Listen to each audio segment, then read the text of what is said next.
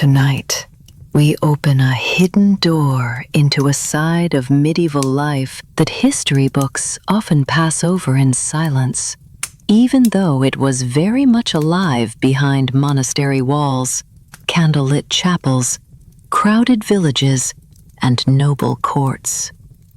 This is a world of desire, shame, temptation, and sin in the Middle Ages. And before we begin, a small warning. If you had lived back then with a questioning mind and even the faintest spark of forbidden curiosity, your life could have become very uncomfortable very quickly. Not because the subject was simply scandalous, but because medieval society had a remarkable talent for turning private feelings into public punishments. Depending on where you lived, who accused you, and how unlucky the week happened to be, you might have ended up shamed in the town square, forced into penance, beaten, imprisoned, or worse. So before you settle in, take a moment to like the video and subscribe, but only if you truly enjoy these strange journeys into the past. And tell me in the comments, what city are you watching from, and what time is it there? Now, lower the lights. Let the room grow quiet.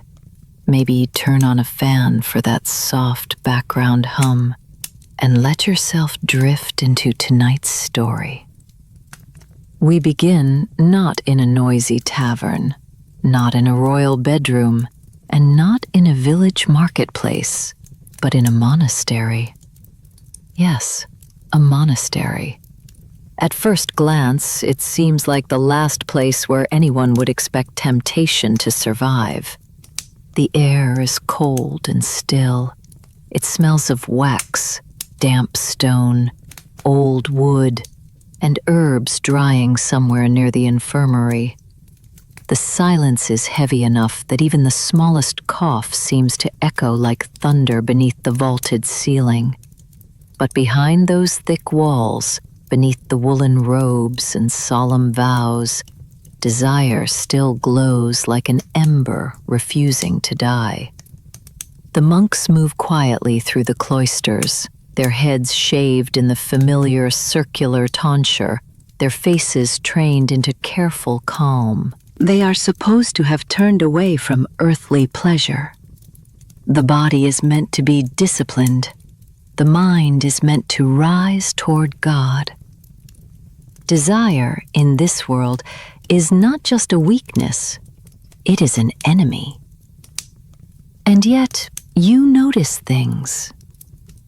Brother Thomas looks away a little too quickly when Sister Agnes passes during prayer. His fingers tighten around his rosary. She, meanwhile, lowers her eyes with a kind of effort that seems almost theatrical. Nothing happens, of course, nothing that anyone could prove. But in a place built on restraint, even a glance can feel like a confession. You soon learn that this is not some isolated scandal or rare human failure. Medieval monasteries and convents were not free from desire. In many ways, they were places where people fought some of their hardest battles against it. Monks and nuns spent years trying to quiet their thoughts, discipline their bodies, and interpret every restless dream as a spiritual test. For them, physical desire was often treated as one of the soul's greatest enemies. It could not simply be locked outside the gate. It followed them into prayer, into fasting, into the darkness of the dormitory, and even into sleep. Confession manuals from the period show how intensely religious communities examined these struggles. People confessed private thoughts, troubling dreams, moments of weakness, and temptations they did not know how to explain. Some accounts are painfully honest. Others are strange, symbolic, and wrapped in the language of demons, visions, and spiritual warfare. One story tells of a 12th century abbot who claimed that the devil tormented him with images during prayer. He described being so overwhelmed by temptation that he pressed his face against the cold floor of the church, hoping the shock of stone against skin would pull him back into control. According to the account, it did not help much. The mind, as he discovered, could wander even while the body remained kneeling. Some monasteries became notorious for behavior that was anything but holy. In one tale from 11th century France, a double monastery, home to both men and women, was accused of becoming far too relaxed about the boundaries that were supposed to separate its communities. Church authorities eventually intervened, shut the place down, and condemned it as a house of corruption disguised as a religious institution. What makes all of this so ironic is that monastic life was advertised as the perfect escape from worldly temptation. If you wanted to flee the dangers of the flesh, you took vows. You ate plain food. You prayed at fixed hours. You slept simply. You chanted Latin. You wore rough cloth.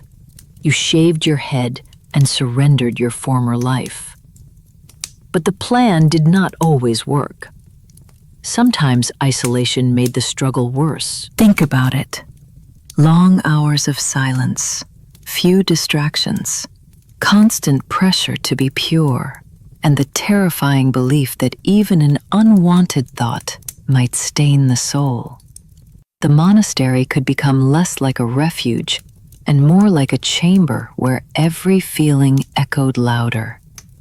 And women in convents were not exempt from this conflict. Nuns wrote about their temptations too, sometimes in careful symbolic language, sometimes with surprising directness. One 14th century nun described terrifying dreams in which dark figures tried to pull her away from holiness. She prayed for strength, begging God to make her soul firm enough to resist what her mind could not easily silence. Historians still debate how to read these accounts. Were they literal beliefs about supernatural attacks? Were they metaphors for feelings the writers could not safely name? Or were they a socially acceptable way to describe inner conflict in a world where admitting desire openly could be dangerous? Some scholars argue that calling temptation a demon was safer than saying, in plain language, "I feel something I have been taught to fear." And then there is the stranger side of monastic discipline. Some monks tried to train their minds even during sleep. There are accounts of religious men attempting to guide their dreams through prayer, hoping to avoid images or thoughts they considered sinful. One obscure monk claimed he could recite psalms while dreaming, using sacred words to drown out temptation before it took shape. Whether he truly managed this is impossible to know, but the attempt itself says a great deal about the intensity of medieval guilt. Of course, not everything remained in the realm of dreams and thoughts. There were also real secret relationships. Despite the vows, despite the rules, despite the watchful eyes of abbots, abbesses, bishops, and confessors, some monks and nuns formed attachments that crossed the boundaries of religious life. Letters were hidden, meetings were arranged, messengers carried notes under the cover of routine errands. In a few cases, children appeared, and the official explanations became extremely creative. Sometimes a pregnant nun was quietly sent away for repentance. Sometimes a child was placed with villagers or absorbed into a nearby household. Sometimes the explanation was framed as deception, demonic influence, or a mystery best not discussed in public. Still, it would be unfair to imagine every monk or nun as secretly rebellious. Many were deeply sincere. Some spent their lives genuinely committed to discipline and prayer. Medieval sources also praise saints and holy figures who supposedly conquered desire completely, living in perfect purity. But even there, questions remain. Did they truly overcome every impulse? Did they redefine their feelings in spiritual terms? Or were they simply better at hiding their inner lives than others? By the time you leave the monastery, you carry a strange mixture of awe and pity. Awe at the intensity of their discipline. Pity for people who were taught that even a passing thought could become a path toward damnation. Because no matter how high the walls were, no matter how cold the stone floors, no matter how many prayers filled the air, these people were still human. And humans, even in the 12th century, remained human. As evening prayer begins behind you, the chant rises through the cloister like smoke. Outside, the moon hangs low over the darkened fields. Somewhere nearby, a night bird calls from the trees. You step through a side door and continue deeper into the medieval world, where holiness and longing are never quite as separate as the sermons claim. And next, we turn toward the saints themselves, those glowing icons of purity whose visions, temptations, and spiritual ecstasies were often far stranger than anyone expects. You have barely left the monastery when another layer of the story begins to unfold. One filled with incense smoke, trembling candlelight, holy visions, and the uneasy border between spiritual ecstasy and earthly longing. The saints of the Middle Ages were held up as models of purity, discipline, and divine closeness. They were supposed to be above ordinary weakness. Their lives were copied into manuscripts, read aloud in churches, and offered to believers as examples of how a soul might triumph over the body. But when you actually begin reading those lives, the picture becomes far more complicated. These were not calm little biographies full of gentle prayers and moral lessons. Many saintly stories were dramatic, intense, and strangely intimate. They included visions, temptations, physical suffering, encounters with demons, moments of rapture, and descriptions of divine love so passionate that modern readers often pause and read the passage twice.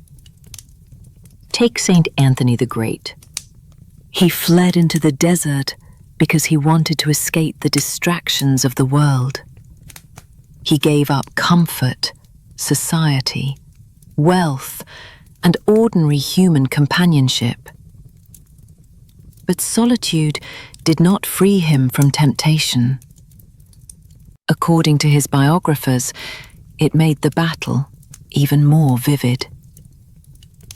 In the silence of the desert, Anthony was tormented by visions. Demons appeared to him in alluring forms, trying to pull him away from holiness. To resist, he punished his body, prayed harder, and threw himself into harsher discipline. One famous tradition says he rolled into thorns to shock himself out of temptation. It sounds extreme, but to medieval readers, that was the point. The saint's body became a battlefield. Every impulse had to be conquered, every thought examined, every weakness turned into a test of spiritual strength. And the women saints were no less intense. Saint Catherine of Siena took a vow of virginity when she was still a child. As an adult, she described her relationship with Christ through the language of mystical marriage, a spiritual union that was meant to surpass all earthly bonds. To medieval believers, this was sacred. To modern readers, the imagery can feel startlingly intimate. Then there is Saint Teresa of Avila, who lived slightly after the medieval period, but inherited centuries of mystical tradition. Her writings describe overwhelming religious experiences in language filled with piercing emotion, surrender, pain, joy, and divine closeness. Scholars have debated her descriptions for generations. Were they purely spiritual? Were they shaped by the vocabulary available to a woman who had no acceptable way to describe intense inner experience except through religion? There is no simple answer. That is what makes these stories so fascinating. In medieval Christianity, spiritual love and bodily feeling were not always easily separated. A saint could describe being flooded with divine sweetness, pierced by heavenly fire, or embraced by Christ. And the language could sound almost like courtly romance. But within the religious framework of the time, this was not presented as scandal. It was presented as holiness. The body was suspect, yet the body was also where visions happened. The soul was supposed to rise above flesh, yet mystical experience was described through sensations: warmth, trembling, tears, breathlessness, sweetness, pain, and release. This created a strange paradox. The Church warned ordinary people against desire, yet it celebrated saints whose spiritual lives were described in deeply emotional, sometimes sensual language. The same expressions that might condemn a village girl as immodest could make a mystic appear divinely favored if placed inside the right theological frame. And sometimes the line was dangerously thin. A woman who had visions might be praised as holy, but if those visions sounded too uncontrolled, too physical, or too independent of church authority, she could be accused of deception, madness, or demonic influence. Mystics, especially women, walked a narrow path. Too little passion, and no one cared. Too much passion, and they became suspicious. In one account, a female mystic describes Christ coming close to her in a way that feels tender, personal, and overwhelming. In another, a nun dreams of divine light surrounding her with such sweetness that she wakes shaken. Were these visions symbols of union with God? Were they emotional outlets for women whose lives were tightly controlled? Were they shaped by the devotional language of the age? Historians still argue. Some believe these accounts were sincere expressions of religious experience. Others suggest that mystical language gave women a rare space to express longing, intimacy, and emotional intensity without directly breaking social rules. Religion became the only acceptable language for feelings that ordinary society refused to name. And the overlap between sacred and romantic language was not accidental. Medieval love poetry and religious devotion often borrowed from each other. The lover suffered, the saint suffered, the knight longed for an unattainable lady, the mystic longed for an unseen god. Both used images of wounds, surrender, sweetness, service, and overwhelming desire. After reading enough of these texts, the boundary begins to blur. One moment, you are reading about a soul longing for Christ.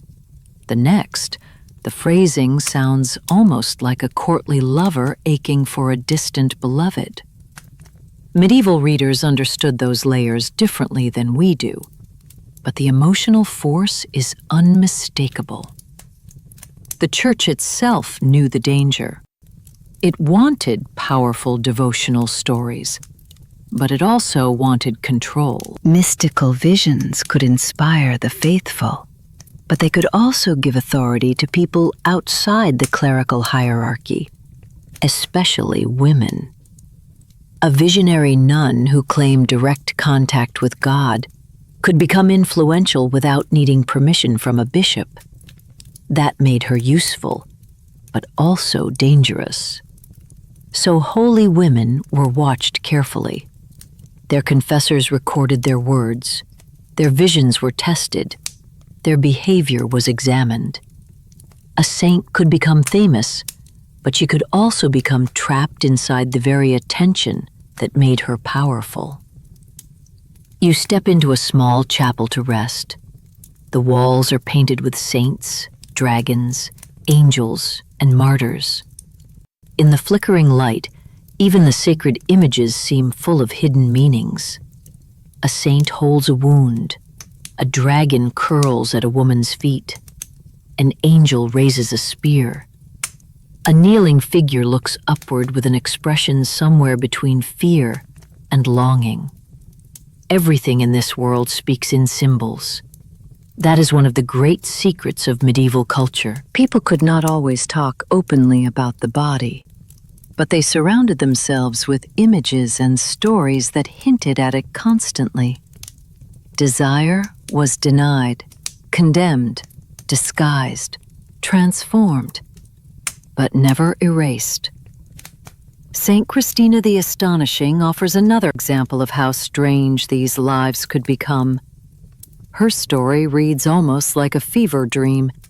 She was said to levitate, flee from human contact, endure extreme physical trials, and behave in ways that shocked those around her.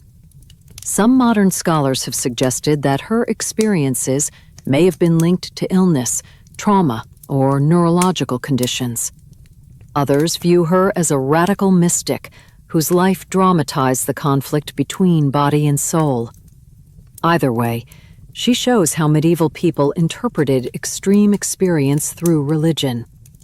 What we might describe medically or psychologically today, they often described as sanctity, temptation, possession, or divine intervention. And so the saints begin to look less like flawless marble statues and more like exhausted human beings, struggling to explain overwhelming inner lives with the tools their world gave them. They wanted purity. They feared the body. They longed for divine closeness. They described that closeness in the only language intense enough to hold it. By the time you leave the chapel, the bell is sounding somewhere in the distance. The note rolls through the evening air like a reminder that time, prayer, and desire are all tied together in this world. The saints were not simply moral examples. They were warnings, fantasies, survival guides, and emotional maps.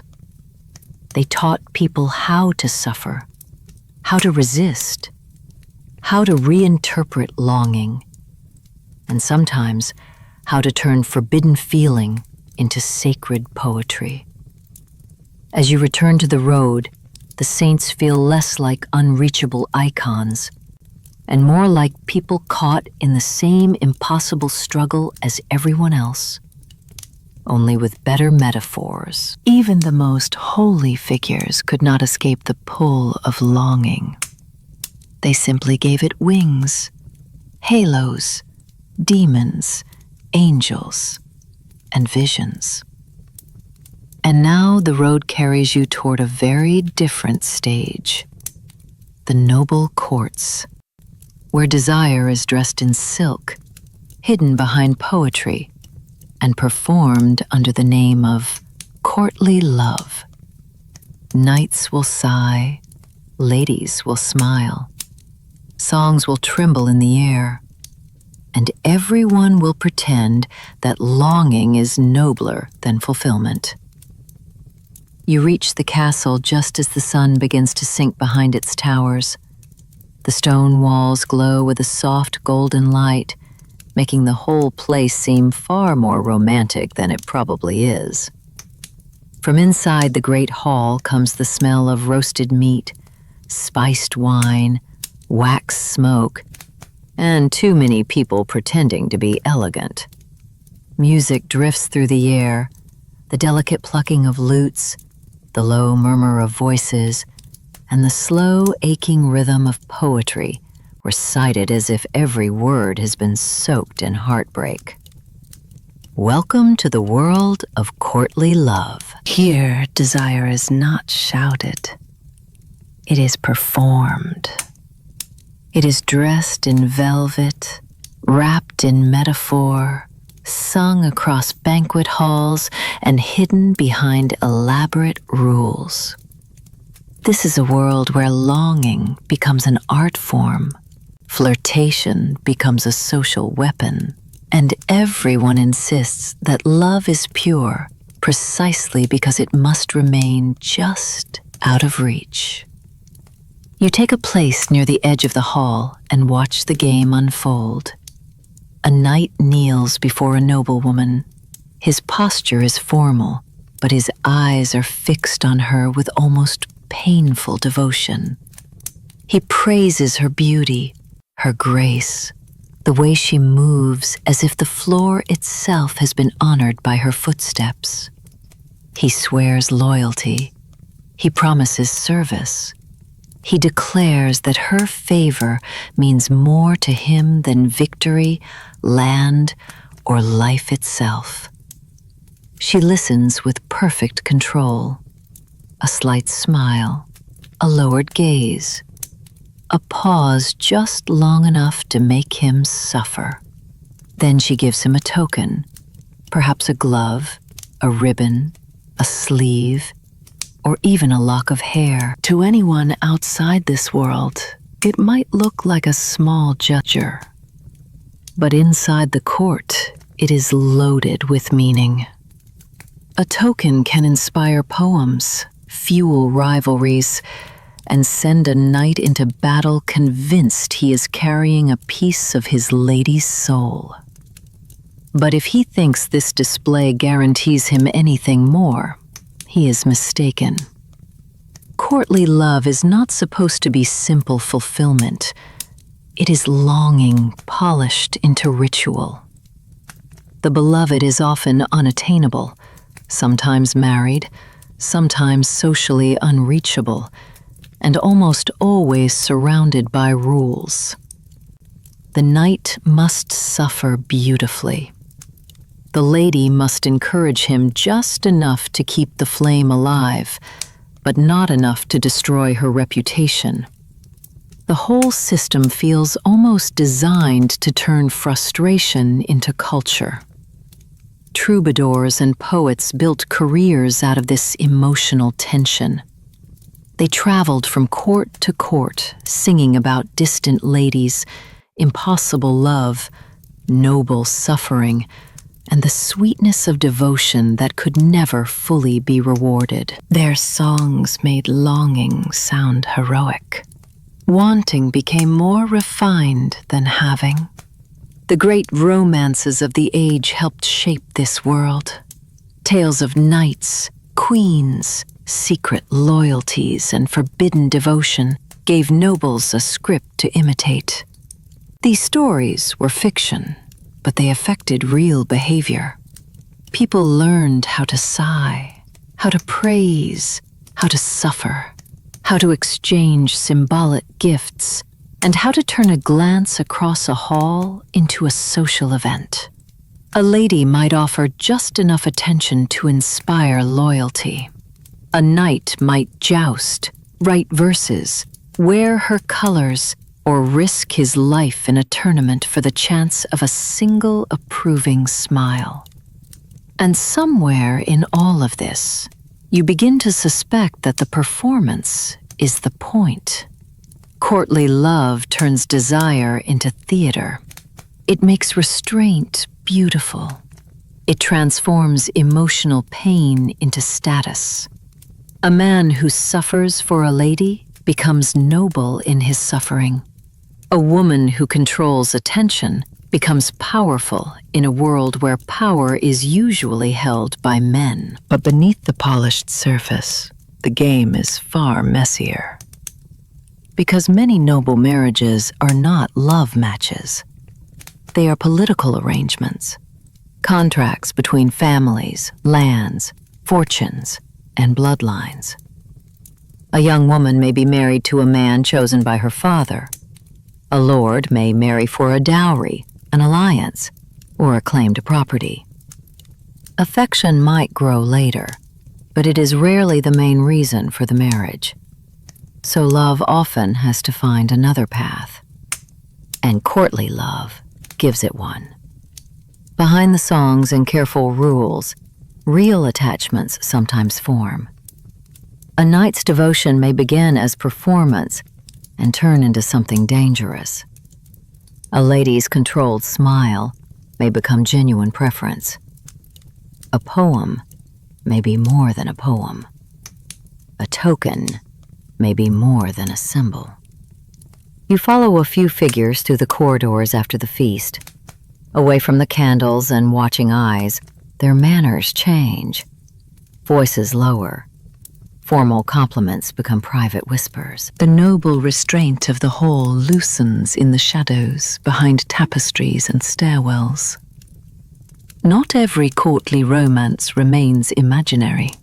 One of the most famous settings associated with this culture is the court of Eleanor of Aquitaine, one of the most powerful women of the 12th century. Her world became linked with debates about love, loyalty, jealousy, and proper romantic conduct. Whether the famous courts of love existed exactly as later writers described them is debated. But the idea itself reveals something important.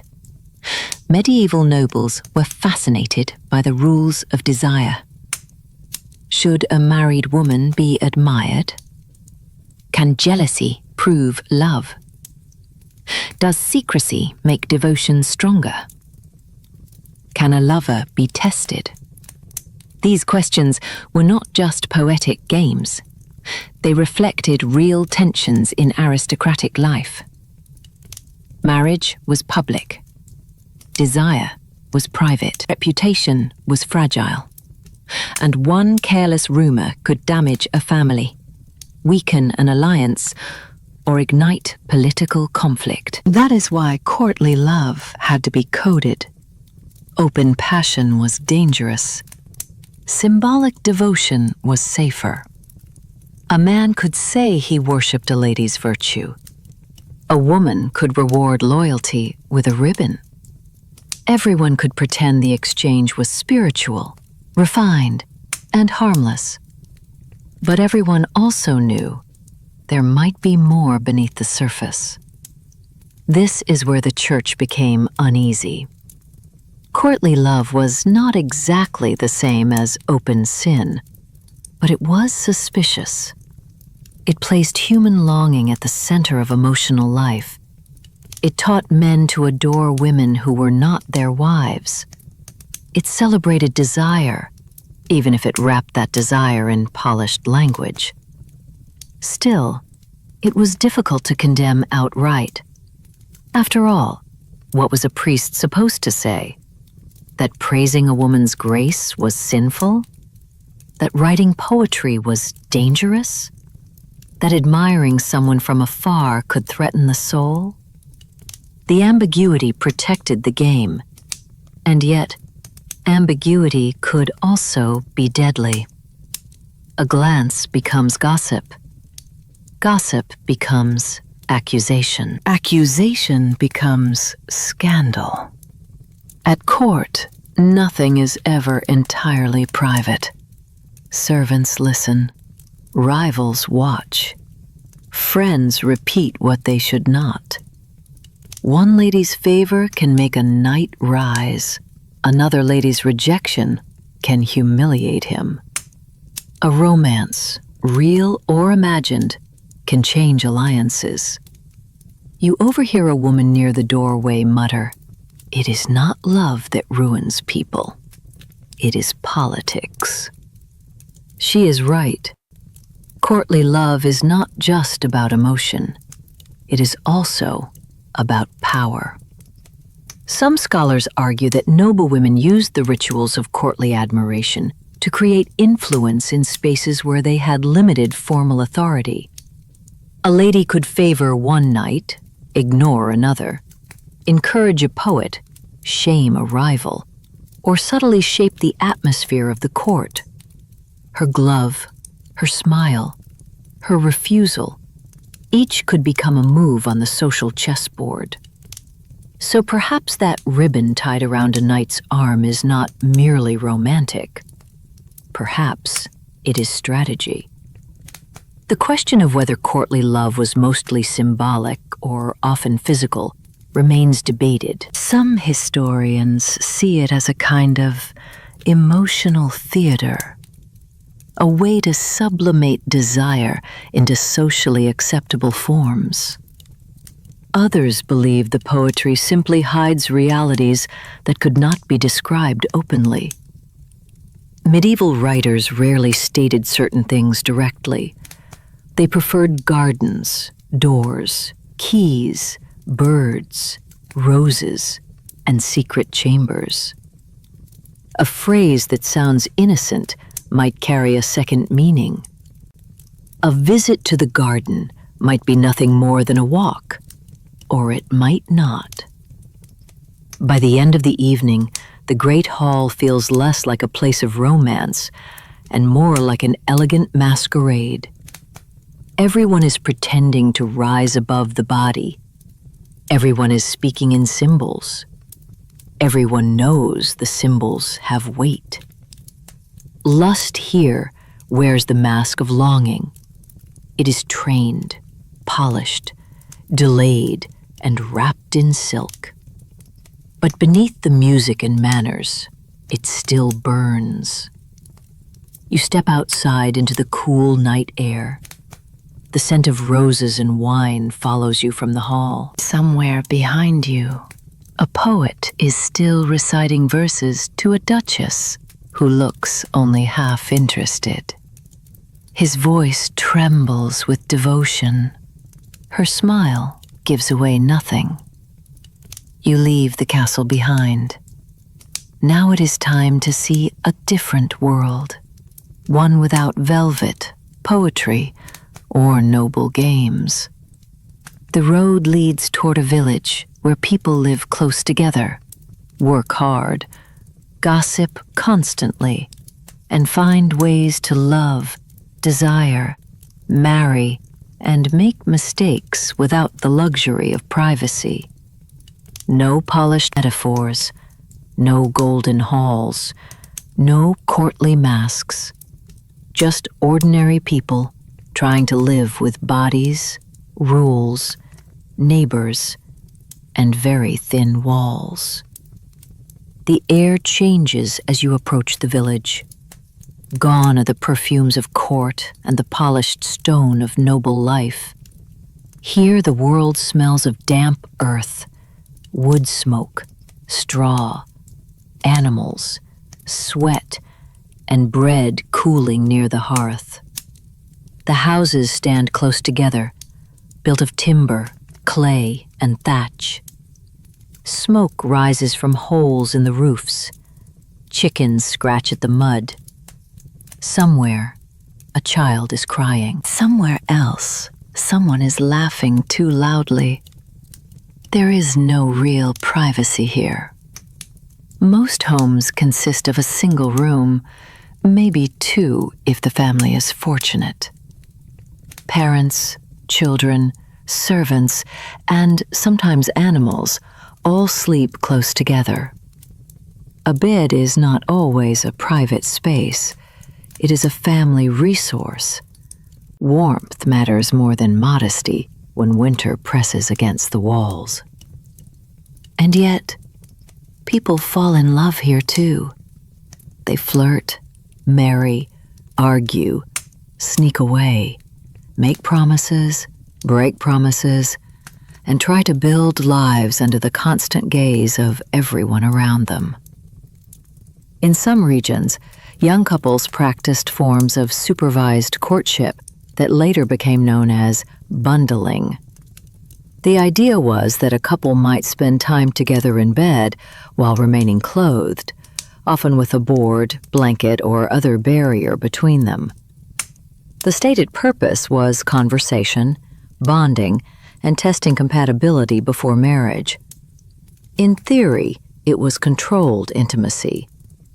In practice, human nature had its own ideas. Communities knew this, of course. If a young woman became pregnant before marriage, the expected solution was often marriage to the young man involved. Not always, not everywhere, and not without conflict. But the village often preferred repair over scandal. Public reputation mattered, but so did practicality. This is one of the striking differences between noble and peasant life. Among the upper classes, marriage was tied to land, inheritance, alliances, and family honor on a grand scale. Among peasants, marriage was also economic, but in a more immediate way. Could two people work together? Could they manage a household? Could they farm, cook, bear children, survive winters, and support aging parents? Love mattered, but survival mattered too. You duck into a small cottage and see how little space there is for secrecy. A straw mattress rests against one wall. A cooking fire smolders nearby. A wooden chest holds the family's few valuables. A goat stares at you with the blank confidence of an animal that knows too much. In a place like this, neighbors become witnesses to everything. Who visits whom? Who lingers after sunset? Who exchanges gifts? Who avoids eye contact in church? Who suddenly needs a larger dress? The village watches. The village remembers. The village talks. Reputation is a kind of currency, especially for young women. A rumor can damage marriage prospects. A public accusation can follow a person for years. But the village is not always as harsh as official church rules suggest. People understand desire because they live with it. They know that rules written by distant authorities do not always match life in muddy lanes and crowded cottages.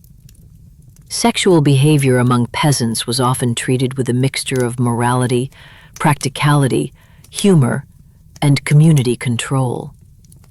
A couple caught too close before marriage might face a fine, public penance, or pressure to wed. Adultery could be much more serious, especially if it disrupted households, inheritance, or social peace. But not every mistake led to ruin. Sometimes people paid a penalty and moved on. Sometimes gossip burned hot for a week and then found a new target. Sometimes the entire village knew the truth and quietly pretended not to. There were also customs of public mockery. In parts of Europe, communities staged noisy rituals to shame people who violated social expectations, especially around marriage, age differences, remarriage, or suspected infidelity. People might bang pots, shout insults, parade someone through the village, or turn private embarrassment into public theater. It was punishment, but it was also performance. The goal was not only to correct behavior, it was to remind everyone else where the boundaries were. Still, there is warmth here too. A midwife, practical and sharp-eyed, knows more about the private lives of the village than any priest. She has attended births from lawful wives, unmarried girls, widows, and women who refuse to explain themselves. She has seen fear, tenderness, shame, relief, and joy in the same small room. To her, life is not as clean as sermons make it sound. Babies arrive whether theologians approve or not. Women, especially, learn to navigate this world carefully. Some know herbs said to help with fertility, cycles, or unwanted consequences. Some pass charms quietly from hand to hand. Some rely on older women, whispered knowledge, and customs that exist outside official medicine and church doctrine. This knowledge is practical, but it can also be dangerous. A woman who knows too much about the body can become useful in one moment and suspicious in the next. The same village that asks her for help during childbirth may later accuse her of witchcraft if fear turns against her. You pass a tree at the edge of the village. Its bark is marked with old carvings, initials, symbols, rough hearts, lines cut by hands long gone. In some places, young lovers carved signs into trees as promises, prayers, or quiet declarations. If they could not afford a grand wedding, if they had no priest nearby, if their love had to remain hidden, the tree became witness. Wood remembered what people could not safely say aloud. Scholars still debate how common premarital relationships were among peasants. Church records mention fines and punishments, but records usually preserve the cases that caused trouble, not the countless quiet lives that passed without official notice. The documents show conflict, not necessarily normality. What seems clear is that the official rules and everyday reality did not always match. Desire found gaps. It grew in barns, fields, forests, doorways, feast days, and winter nights when warmth mattered more than doctrine. It could be tender, reckless, strategic, joyful, shameful, or simply human. As you leave the village, your boots are heavy with mud. Behind you, smoke rises from the cottages. A couple argues near a fence. Two young people laugh behind a stack of hay. An old woman watches from her doorway, missing nothing. The peasants do not have silk tokens, troubadour songs, or golden halls, but they have their own stories, carved into trees, whispered beside hearths, hidden in gossip, and carried in the lives of children born from promises that were sometimes official, sometimes improvised, and sometimes never spoken aloud. Next, the road curves back toward the cloister. But this time, you are entering a convent, a world of women, locked gates, ink-stained fingers, private writings, intense friendships, and secrets that never quite stayed buried. At first, you expect the usual signs of holy stillness: soft chanting, incense, pale stone corridors, and women moving like shadows beneath their veils. And yes, some of that is here. The chapel bell sounds at measured intervals. The walls are thick. The windows are narrow. The rhythm of life is built around prayer, silence, work, and obedience. But the first thing you notice is not incense. It is vinegar from the kitchen, damp wool drying near the fire, herbs from the garden, and onions roasting somewhere behind a half-open door. This is not an image from a stained glass window. This is a living household. Nuns cross the courtyard with practiced discipline, their hands folded, their eyes lowered. Their habits move in the wind like dark wings. Everything about the place is supposed to suggest order and purity. Yet beneath that calm surface, you can feel something more complicated. Thought, memory, frustration, affection, longing, intelligence. The convent is meant to be a refuge from the world, but it is also full of human beings. Inside these walls, women pray, copy manuscripts, tend gardens, manage property, educate girls, treat the sick, and argue about theology with more sharpness than many bishops would have liked to admit. Some entered willingly, drawn by faith or by the chance to live a learned life outside marriage. Others were sent by families for financial or political reasons. A daughter who could not be married advantageously might be placed in a convent.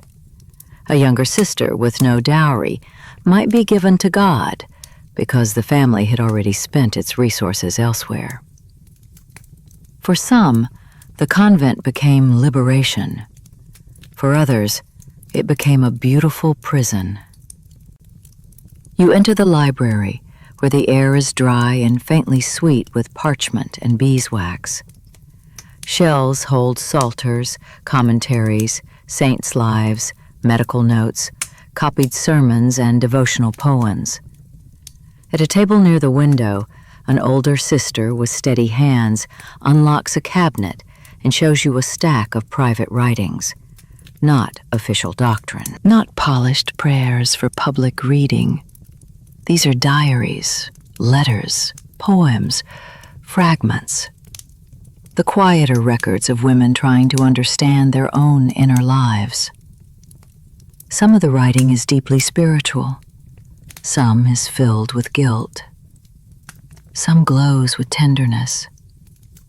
Some carries a kind of emotional intensity that feels too personal to be dismissed as ordinary friendship, yet too carefully worded to be named directly.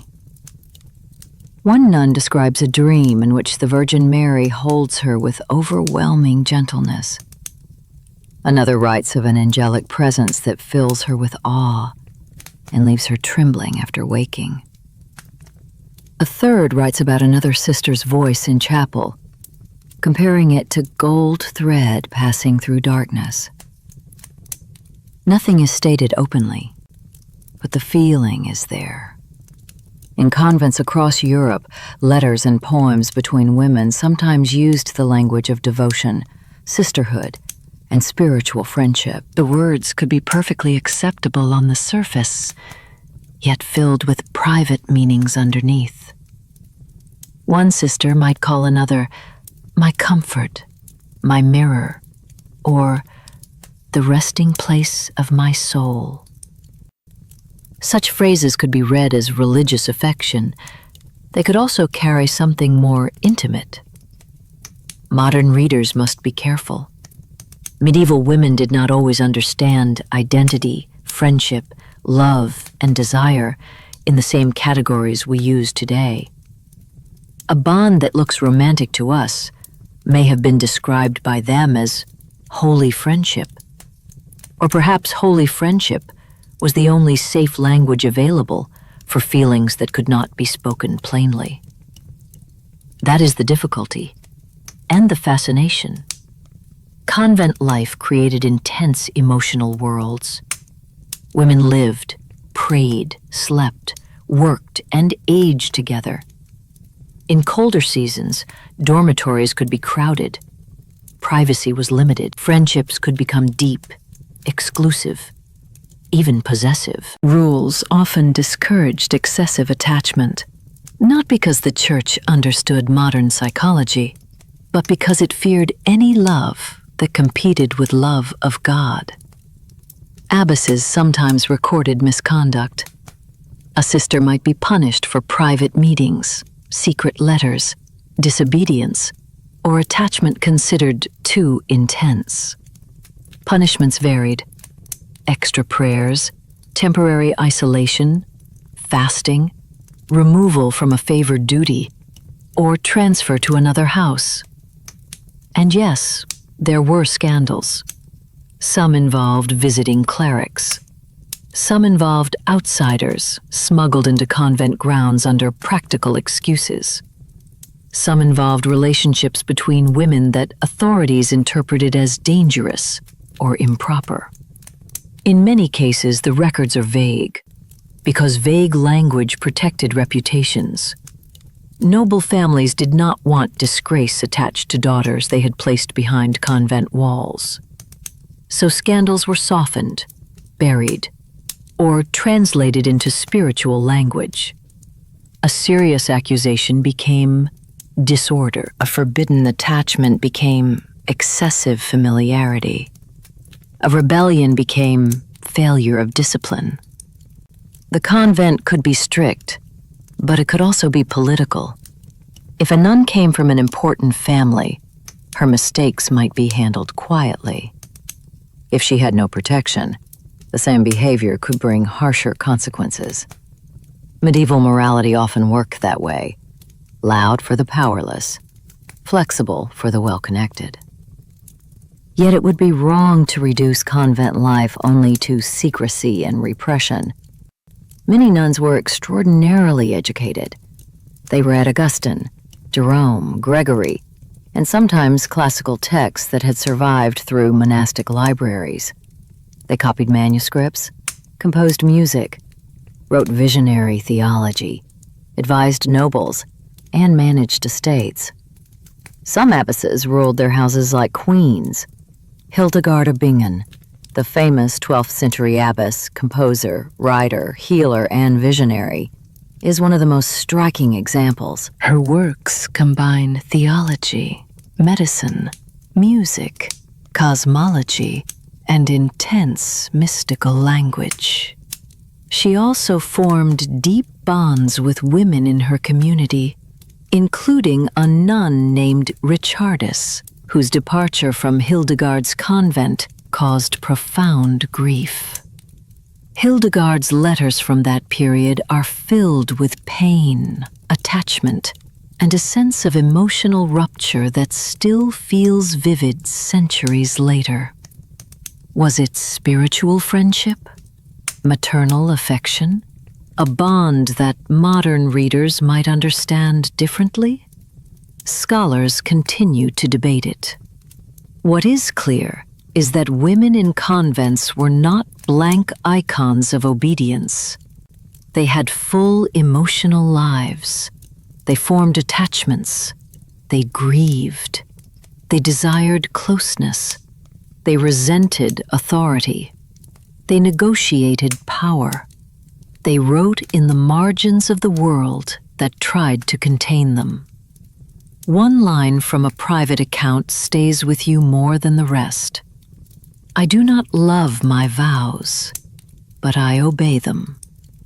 It is simple and devastating, because behind all the theological language, behind the chants and veils and polished saintly images, there were women who had not always chosen this life. Some adapted, some flourished, some suffered quietly, some rebelled. There are accounts of nuns slipping out at night, visiting relatives, attending feasts, listening to music, or breaking rules in ways that suggest convent walls were never as absolute as church authorities wished. In one late medieval Italian case, a group of nuns was accused of hosting music and dancing inside their enclosure. Officials arrived expecting solemn guilt and found instead laughter, wine, and women far less ashamed than expected. They were reprimanded, of course, but not all were expelled. Some had powerful relatives. As you walk through the cloister under moonlight, a hymn rises from the chapel. It is beautiful, steady, and haunting. Yet now you hear more beneath it: discipline, longing, duty, resistance, loneliness, and imagination. The convent is not just a place of purity. It is a place where women built lives under pressure. Some found God. Some found knowledge. Some found each other. Some found ways to survive. And from here, the path leads toward another enclosed space, smaller, darker, and heavier with secrets: the confessional booth. You enter a stone church where stained glass scatters colored light across the floor. Dust floats in the air. The smell of old incense clings to the walls. Near the side aisle stands the confessional, a narrow wooden structure worn smooth by generations of anxious hands. It looks almost ordinary, but in medieval society, this small space carried enormous power. The confessional was meant to cleanse the soul. A sinner came, whispered hidden faults, received penance, and returned to the world lighter than before. In theory, it was a sacred exchange between the individual, the priest, and God. In practice, it was also one of the most powerful information systems in medieval Europe.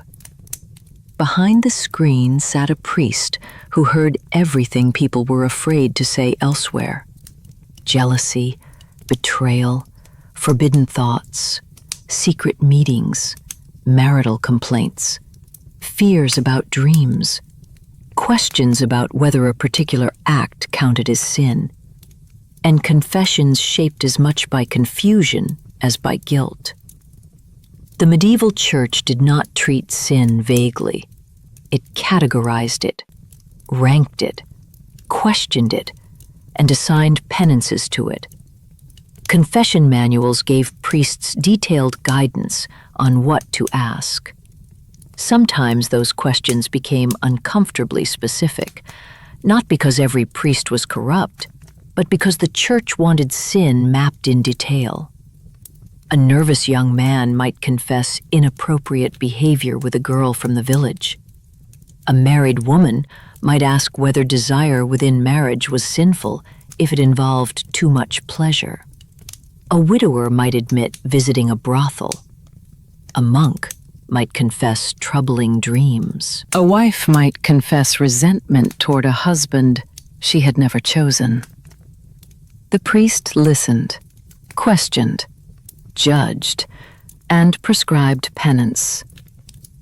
That penance could be mild: prayers, fasting, alms, or it could be severe: public humiliation, pilgrimages, long periods of abstinence, sleeping on hard surfaces, walking barefoot to church, or giving money to religious causes.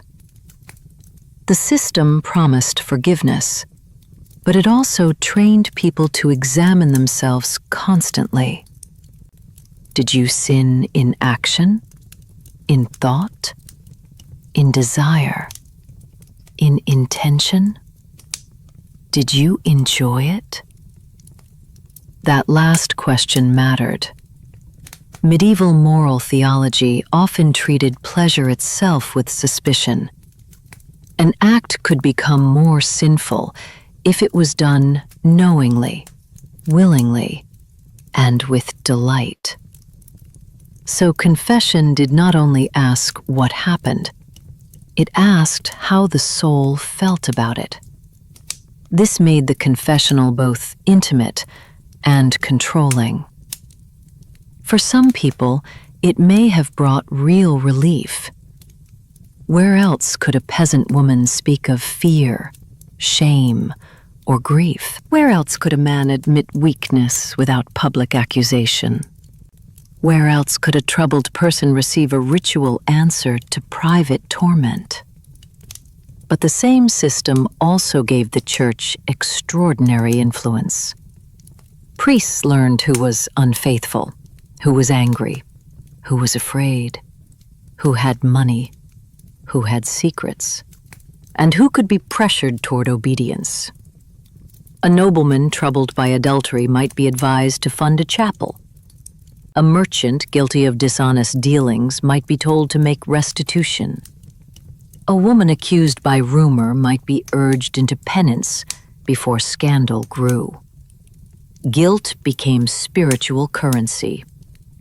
And priests themselves were not always above the sins they condemned. Officially, clerical celibacy had become a major expectation in the Western Church. In reality, enforcement varied widely. Rural priests often lived close to their communities, with limited supervision. Some kept housekeepers who were, in practice, partners. Some had children. Some maintained relationships that everyone knew about, but few dared challenge. A priest might thunder against lust on Sunday and quietly struggle with it by Monday. Some records mention priests disciplined for relationships with widows, servants, or women who came too often for private counsel. In many cases, punishments were administrative rather than dramatic.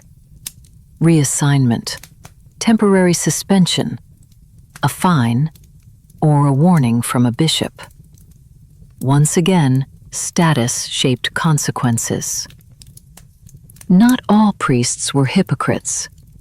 Many were sincere, anxious, and deeply committed to their duties. Some wrote with real anguish about their own temptations. Others treated confession as a serious pastoral responsibility and tried to guide people through lives filled with contradictions. But even a well-meaning priest held power, and that power could be misused. The confessional was private, but not always safe in the modern sense. A person kneeling in the dark had to trust the one listening. They had to trust that their words would not become gossip, leverage, or moral theater. Sometimes that trust was honored. Sometimes it was not. You sit in the booth and imagine the voices that have passed through this wood. A baker ashamed of visiting the wrong house after sunset. A girl afraid of a promise made too quickly. A wife exhausted by a marriage treated as duty. A monk terrified of his own dreams. A priest confessing to another priest because the burden of hearing everyone else's sins has not made him immune to his own. Medieval confession was a paradox. It could be mercy. It could be surveillance. It could be comfort. It could be control. It allowed people to speak, but only inside a system that already had rules for what their words meant. Outside, the church bells begin to ring, rolling over the rooftops like a warning and a lullaby at once. You step out of the booth into the dim light, aware that many secrets whispered here did not stay entirely hidden. Some became rumors. Some became punishments. Some became records. Some became the invisible machinery by which communities understood themselves. In this world, sin is not only something a person does, it is something narrated, something interpreted, something confessed, and sometimes something displayed. Because next, the story moves from whispered shame to public spectacle. into the town square, where private desire becomes entertainment, punishment, and a lesson for everyone watching. The town square is already alive by the time you arrive. There is a restless murmur in the air, the kind of sound a crowd makes when it is waiting for something unpleasant but refuses to admit how much it wants to watch. Merchants pause beside their stalls. Children push between adults for a better view. Old women lean on baskets. A few men pretend they are only passing through, though they have chosen excellent places to stand. At the center of the square is a wooden platform. Beside it waits a set of stocks, freshly cleaned and ready for use. Welcome to medieval public justice, where private mistakes could become communal entertainment. Today's accused is a woman in her 30s. Her hair is loose, her face flushed, though not with shame so much as anger. She has been accused of adultery, but the details are conveniently unclear. The man involved is not here. Somehow he has escaped the center of attention. She has not. That tells you much of what you need to know. In medieval towns, sexual wrongdoing was not punished evenly. Men could be fined, warned, mocked, or quietly forgiven, especially if they had status, money, or useful connections. Women were much more likely to carry the visible burden of disgrace. A wife suspected of betrayal was seen not only as someone who had broken a promise, but as someone who had disturbed the order of the household, the inheritance line, and the moral balance of the community. Her body was treated as private property and public symbol at the same time. So now she stands before everyone. The crowd watches with fascination, dressed up as righteousness. Some jeer, some laugh, some whisper details they probably invented only moments ago. A drunk cobbler shouts an insult, then nearly stumbles into a trough. Children copy the cruelty of adults because they have learned that shame is a kind of public lesson. You feel it immediately. This is not only punishment, it is theater. The whole town has come to see a story acted out. The sinner is placed on display. The crowd becomes judge, witness, and audience. The lesson is simple. Step beyond the rules, and your private life may no longer belong to you. Public punishments for sexual offenses varied widely across medieval Europe. A person might face a fine, penance, a public apology, temporary exile, time in the stocks, or some other ritual of humiliation. The details depended on local law, class, gender, and the mood of the authorities. But the message was always similar. Desire was dangerous. And if desire became visible in the wrong way, society would answer publicly. You hear of women forced to wear distinctive clothing after being labeled immoral. In some towns, suspected sex workers had to wear certain colors or marks so everyone could identify them. In others, people accused of improper behavior were paraded through the streets as a warning to neighbors. The punishment was not simply about the act. It was about identity. Once the community gave someone a label, that label could cling to them longer than any official sentence. Men, of course, were not completely safe from public shame.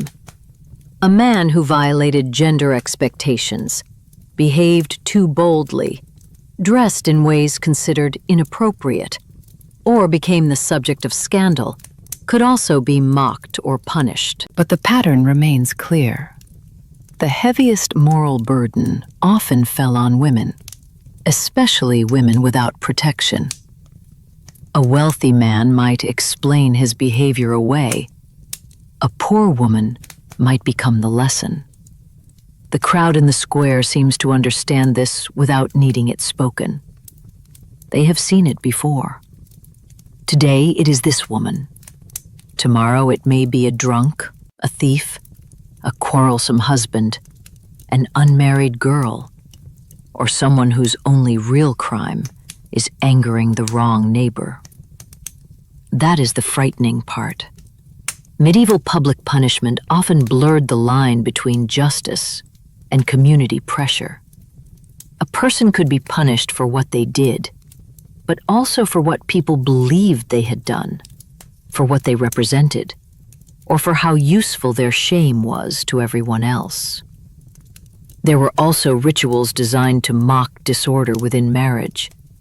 In some regions, couples involved in scandal, domestic conflict, or suspected infidelity could be subjected to noisy public ridicule. Villagers might bang pots, sing mocking songs, or stage a humiliating procession. Such customs were framed as moral correction, but they also gave neighbors permission to enjoy someone else's misery.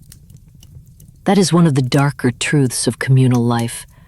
A village or town could protect people. It could also devour them.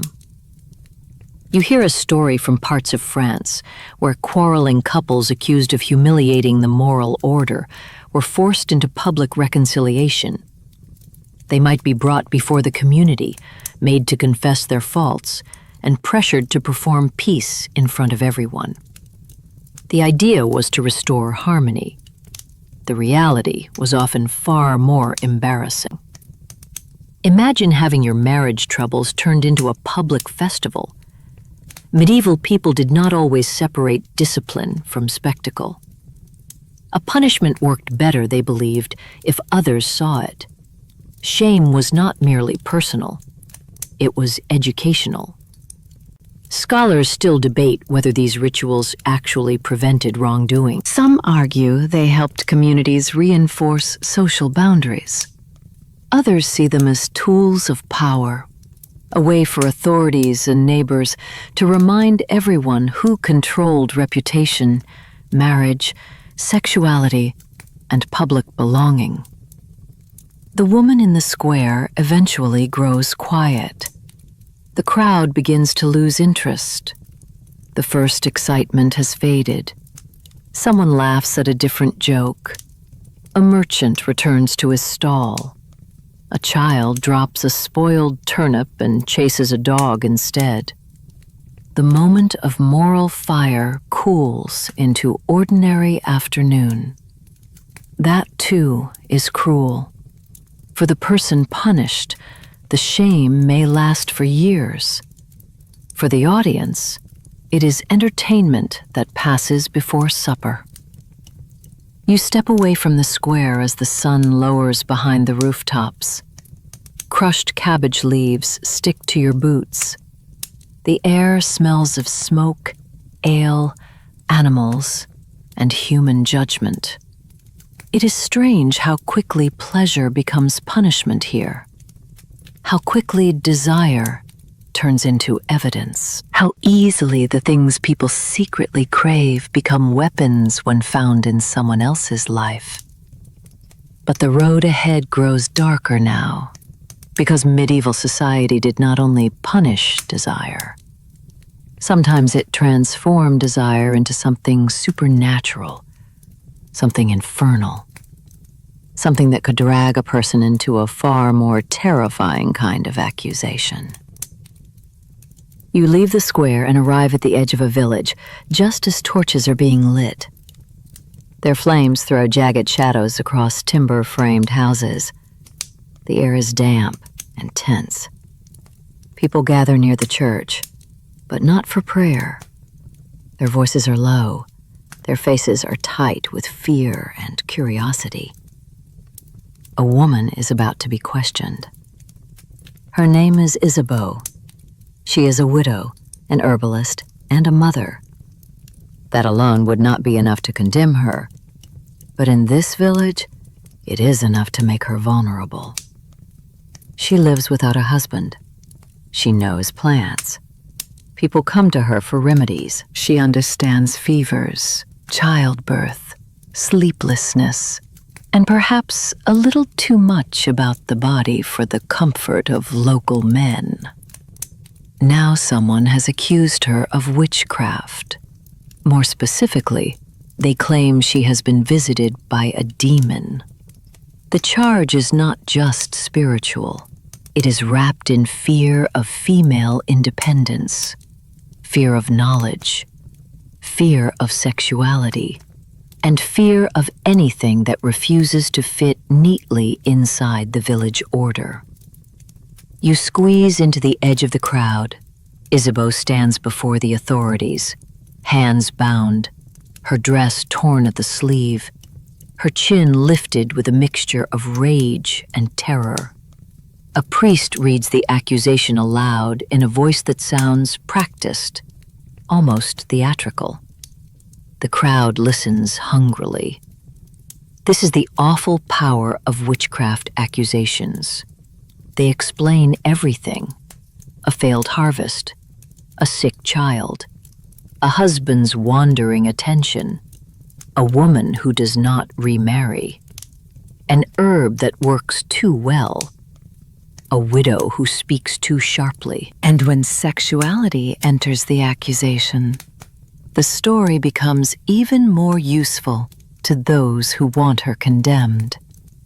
Medieval demonology often treated desire as a doorway through which evil could enter. Dreams, longing, unexplained sensations, grief, and fear could all be reinterpreted as evidence of supernatural corruption. The Church had elaborate categories for such fears: incubi and succubi, demons imagined as visiting people in the night, appeared in sermons, manuals, and trial records. These beings became a way to explain troubling dreams, unwanted feelings, secret guilt, and experiences people did not understand. But the explanation almost always served authority. If a woman described a vivid dream of her dead husband, it might become evidence that something demonic had approached her. If she admitted missing him, that longing could be twisted. If she denied everything, denial itself might be called deception. That is the trap. There is no safe answer once suspicion has already chosen its target. Isabeau says the dream felt like memory, not evil. She says she missed her husband. She says grief makes the dead feel near. Some in the crowd shift uncomfortably.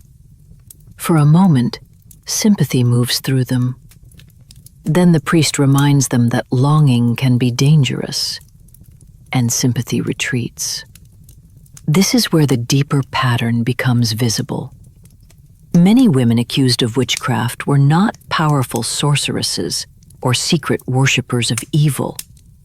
They were widows, healers, midwives, poor women, difficult women, independent women, or simply unlucky women caught in the machinery of fear. Their real offense was often social. They lived alone. They knew too much. They angered someone. They did not behave softly enough. They became convenient containers for other people's anxieties. The accusation of forbidden contact with demons made the story dramatic, frightening, and nearly impossible to disprove. How does one prove what did not happen in a dream? How does one defend a private thought when the accusers insist they know its meaning better than you do? In some trials, the accused were examined for supposed marks of evil. Ordinary blemishes, scars, or differences in the skin could be interpreted as signs of corruption. These inspections were humiliating and frightening, often carried out under the authority of people who had already decided what they wanted to find. A freckle could become evidence. A scar could become a sign. A body could be turned into a document written by someone else. Historians continue to debate how much of these trial records came from genuine belief, forced confession, social pressure, or the imagination of interrogators. Some people may truly have believed they were visited by supernatural beings. Others may have described dreams through the religious language of their time. Many likely said whatever they thought would end the questioning. But whatever the source, the outcome was often the same. The accused lost control of their own story. Isabeau's verdict is harsh, though not the worst it could be. She will face public penance and punishment meant to shame her before the village. Whether she will be allowed to return to her home afterward is uncertain. Sometimes women survived such accusations, but were never safe again. Sometimes they disappeared from the records entirely. The crowd begins to scatter, already reshaping the story. By tomorrow, someone will claim she flew at night. Someone else will swear she cursed a cow. Another will insist they always knew something was wrong with her.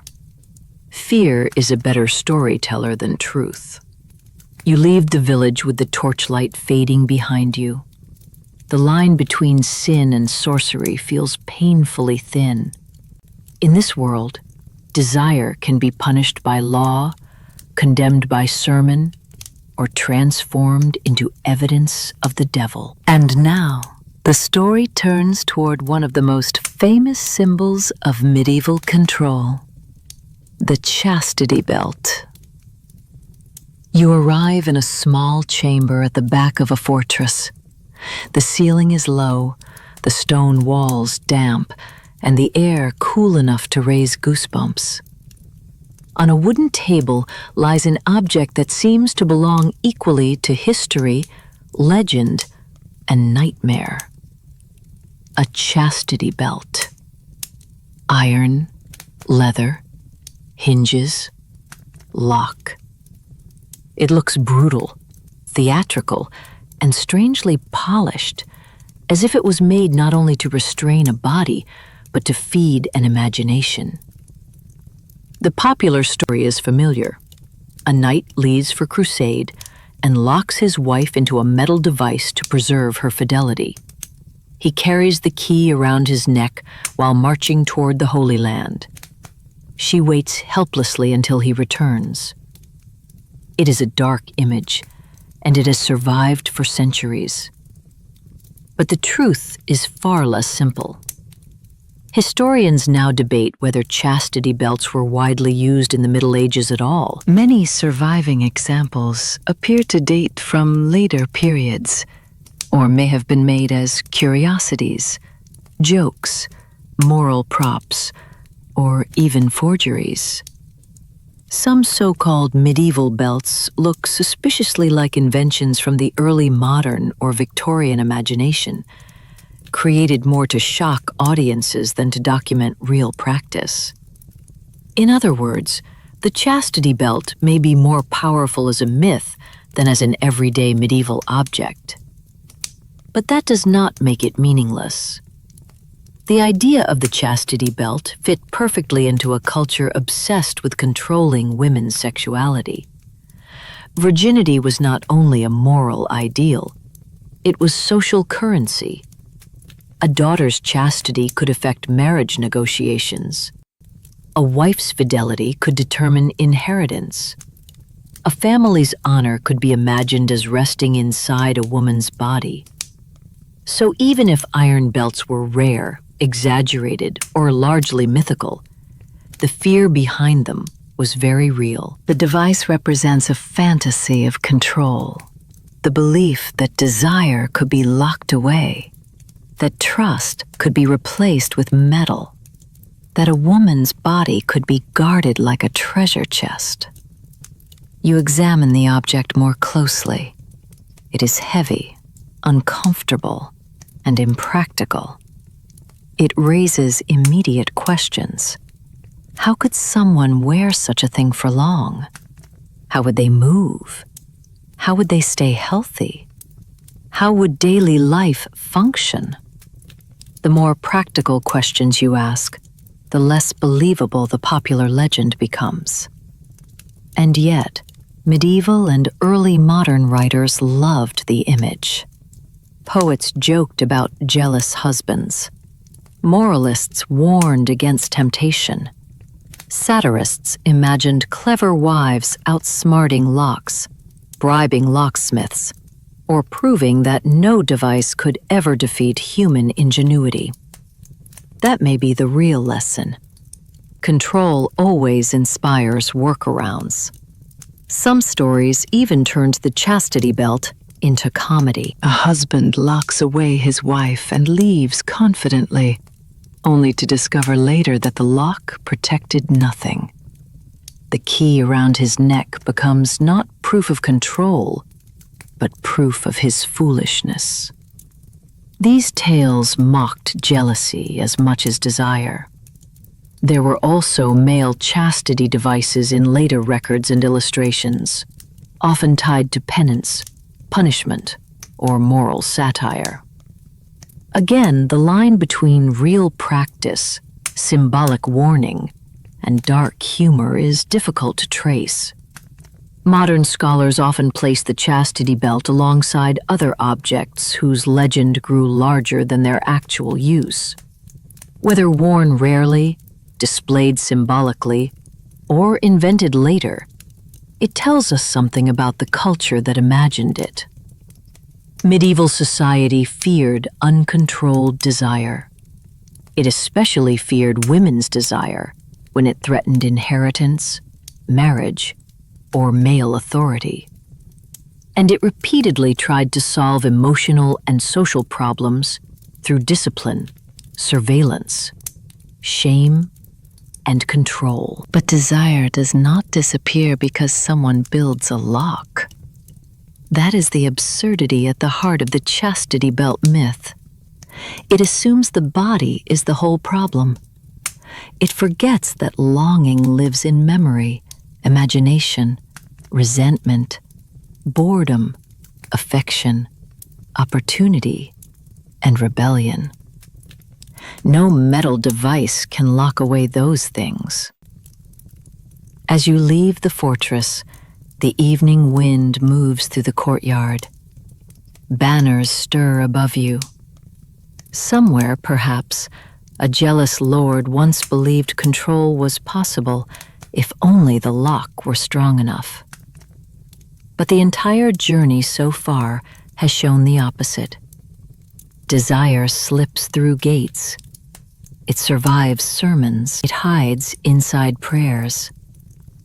It grows behind masks, veils, rituals, and rules.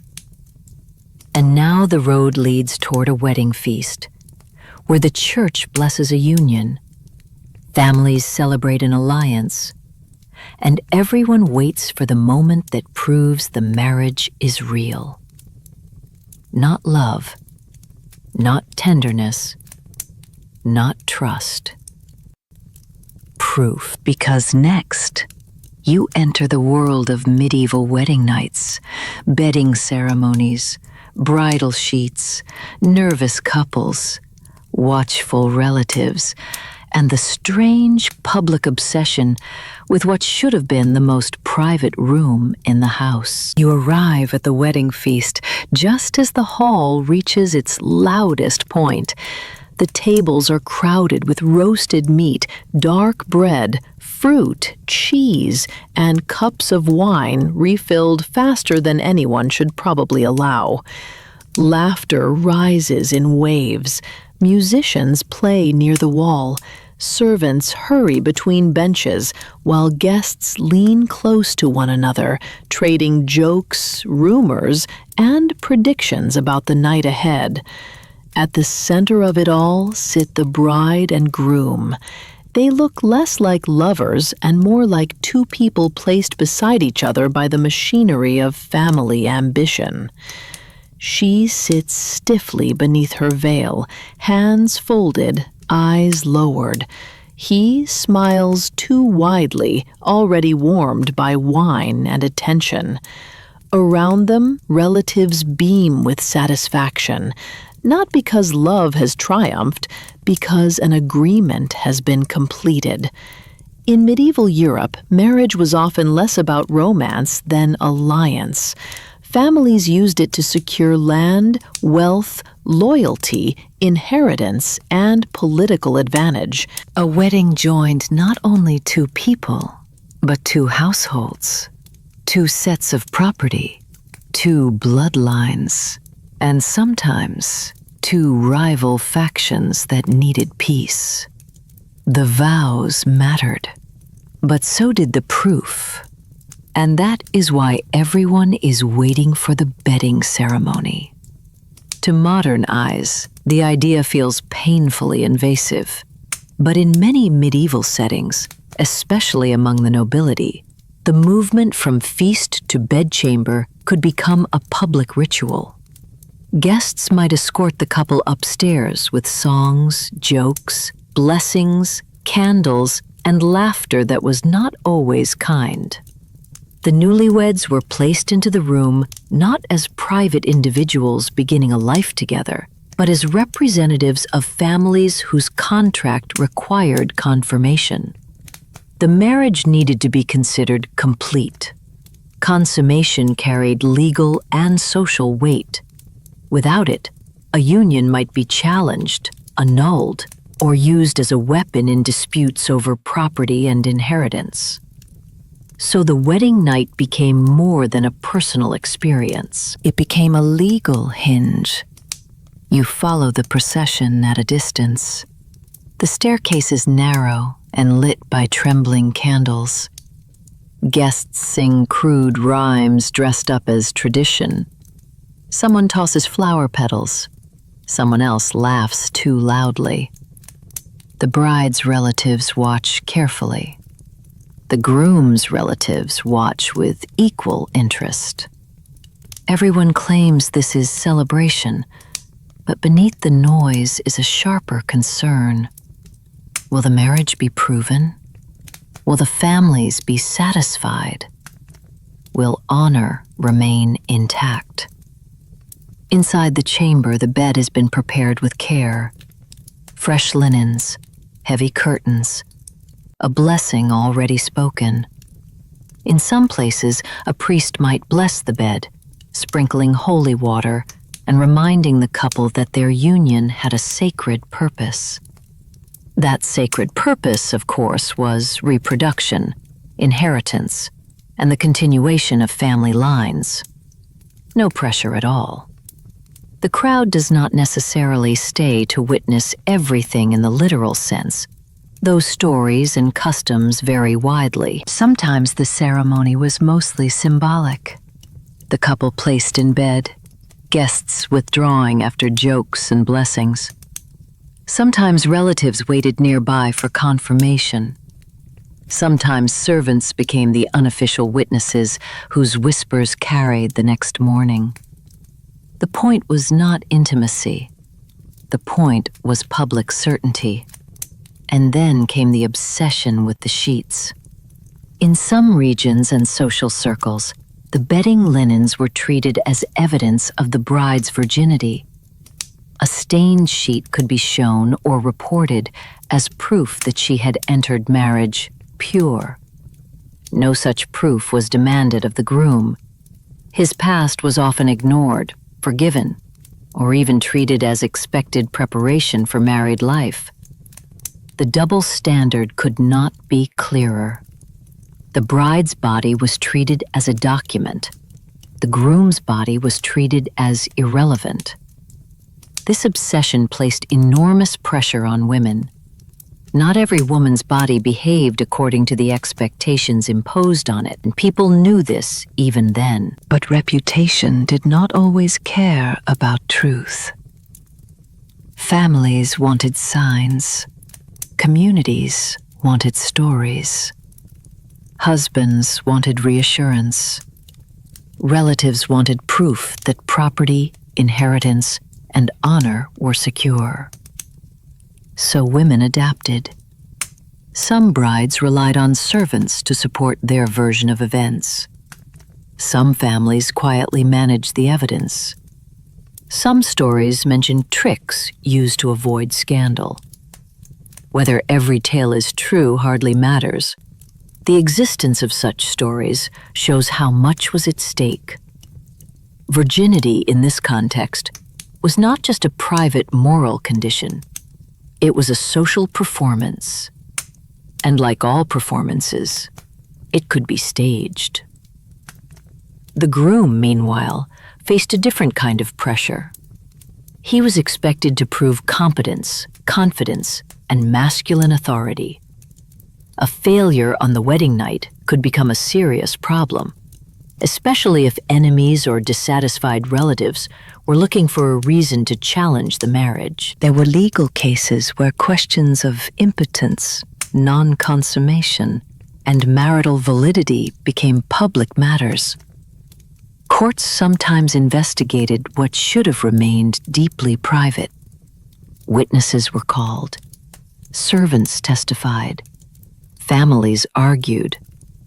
What happened or did not happen in a bedchamber could ripple outward into law, inheritance, and political negotiation. That is one of the strangest features of medieval marriage. The most private space in the household could become one of the most public spaces in society. Even when no formal inspection took place, rumor had power. A bride who seemed too nervous, too calm, too cheerful, too pale, too confident, or too quiet might all become material for gossip. The community watched women with impossible expectations. Shame could attach itself no matter what they did. Too innocent, and she seemed unprepared. Too composed, and she seemed experienced. Too distressed, and people whispered. Too happy, and they whispered anyway. You stand in the corridor as the door closes. The noise of the guests fades back down the stairs toward the feast. The hall below returns to music and drinking, as though the entire household has not just turned two people's private future into public business. There is something unsettling about it. Not because medieval people lacked emotion. Many married couples did grow into affection. Some wrote tender letters. Some mourned one another deeply. Some built partnerships of real loyalty and care. But the wedding ritual reminds you that individual feeling was often secondary to family interest. A marriage could be blessed by the church, celebrated by guests, and recorded by law, while still leaving the two people at its center almost invisible. You return downstairs. The music has resumed. A guest raises a cup to fertility. Another jokes about heirs. A servant watches the staircase with professional curiosity. The bride's mother says nothing, but her face is tight. The entire hall waits for news without admitting it. And you realize again that in this world, bodies are rarely allowed to belong only to themselves. They belong to families, churches, courts, villages, husbands, wives, heirs, and gossip. The wedding feast continues long into the night, but you step outside before dawn. The cold air clears your head.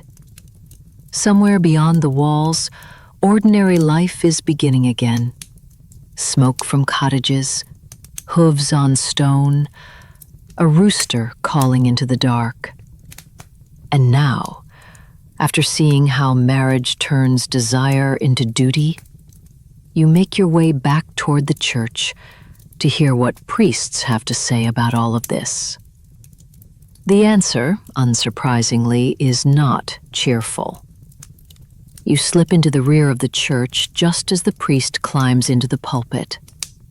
The pews are packed with peasants, merchants, apprentices, widows, servants, and a few members of the local gentry pretending they are not as guilty as everyone else. Dust hangs in the shafts of colored light. The air smells of incense, wool, damp stone, and anxiety. The priest raises his hands. Today's subject is lust. Again. Always. His voice rolls through the church like thunder carefully rehearsed. He warns the congregation that the body is a dangerous vessel, that desire leads the soul toward ruin, and that discipline is the only safe path through a world full of temptation. People lower their eyes. Some look solemn. Others look as if they are trying very hard not to remember last night. Medieval Christianity did not ignore sexuality. It examined it constantly. The church taught that sex belonged within marriage, and even there, it was supposed to serve a proper purpose: the creation of children and the maintenance of marital order. Pleasure for its own sake was often treated with suspicion. Desire itself was linked to humanity's fallen state, inherited from Adam and Eve. To many theologians, lust was not just an action. It was a disorder of the will. A person could sin in thought, intention, memory, and imagination. A glance might be dangerous.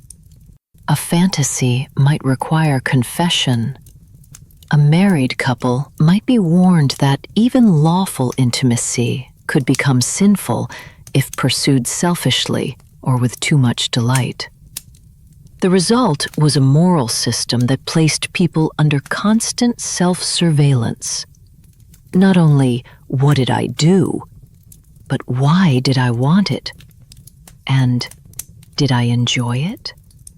The priest quotes authorities whose names carry weight: Augustine, Jerome, Gregory, and others whose writings shaped centuries of Christian suspicion toward the body. Augustine's influence is especially heavy. He argued that desire revealed the disorder caused by sin, and medieval thinkers returned again and again to the idea that the body must be governed by the soul. The congregation listens. Some believe every word. Some fear every word. Some will leave the church, nod gravely, and return to ordinary life with little change. That is the contradiction. The church preached restraint, but society still expected marriage, children, inheritance, and population growth. People were told to reproduce, but not to take too much pleasure in the process. They were told marriage was holy, but also that the body remained suspicious. They were told desire was dangerous, but then instructed to build families. It is like being told to light a fire for warmth, while being warned that flames are morally questionable. The priest continues. He condemns improper thoughts, forbidden relationships, vanity, flirtation, excess, and the weakness of the flesh. He speaks of fasting, prayer, confession, modesty, and self-control. His sermon is not merely about behavior, it is about fear. Fear that the body might pull the soul away from salvation. The congregation shifts uncomfortably. A young wife stares at the floor. A widower grips his hat. A group of apprentices try not to laugh. An older woman near the front looks utterly unimpressed, as though she has heard this sermon for 50 years and still had 7 children anyway. Church rules also shaped when married couples were supposed to abstain. In some periods and places, Religious calendars discouraged intimacy on holy days, during fasting seasons, before communion, during certain stages of pregnancy or recovery, and at other ritually sensitive times. The exact rules varied, but the effect was clear. Even marriage was not treated as a space of complete freedom. The Church wanted to regulate not only who people desired, but when, why, and under what spiritual conditions. And yet, medieval life kept resisting such control. Court records show affairs. Confession manuals show anxiety. Love poetry shows longing. Village customs show practical compromise. Medical texts show curiosity. Brothel records show regulation rather than elimination.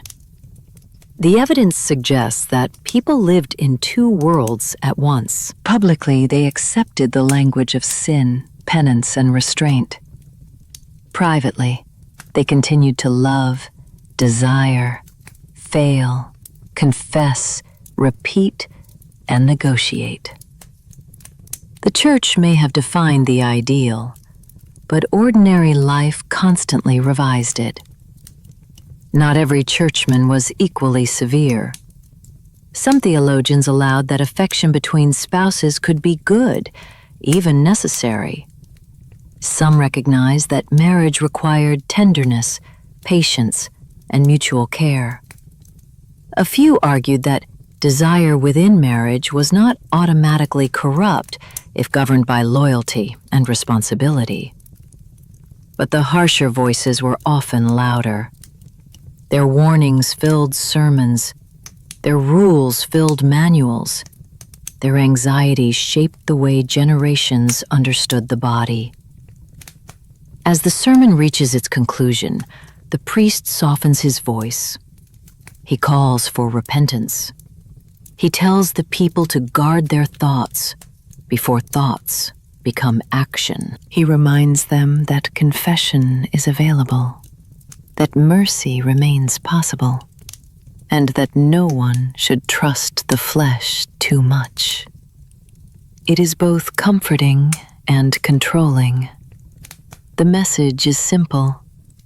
Everyone is guilty, and everyone must return. You look around the church and understand how powerful that message is. A community built on shared guilt is a community that keeps coming back. To confess, to seek absolution, to hear the rules again, and to be reminded that private life belongs under spiritual authority. When the choir begins, you slip out through the side door. Outside, the sun is bright. The street smells of bread, horses, onions, wet earth, and living bodies. A boy runs past laughing. A couple exchanges a glance near the well. Someone argues over the price of eggs. A woman adjusts her veil and smiles at someone she probably should not. The world outside the church is not pure. It is alive. The sermons may condemn desire, but desire still moves through the streets, hides in doorways, follows people into dreams, and survives every attempt to shame it into silence. And now the road turns toward an even quieter, more hidden part of medieval life. Same-sex love, intense friendships, coded letters, dangerous accusations, and the secret ways people reached for one another in a world that insisted such love should not exist. The city grows narrower around you. The wide market streets give way to shaded lanes, squeezed between tall stone buildings that lean toward one another as if exchanging secrets.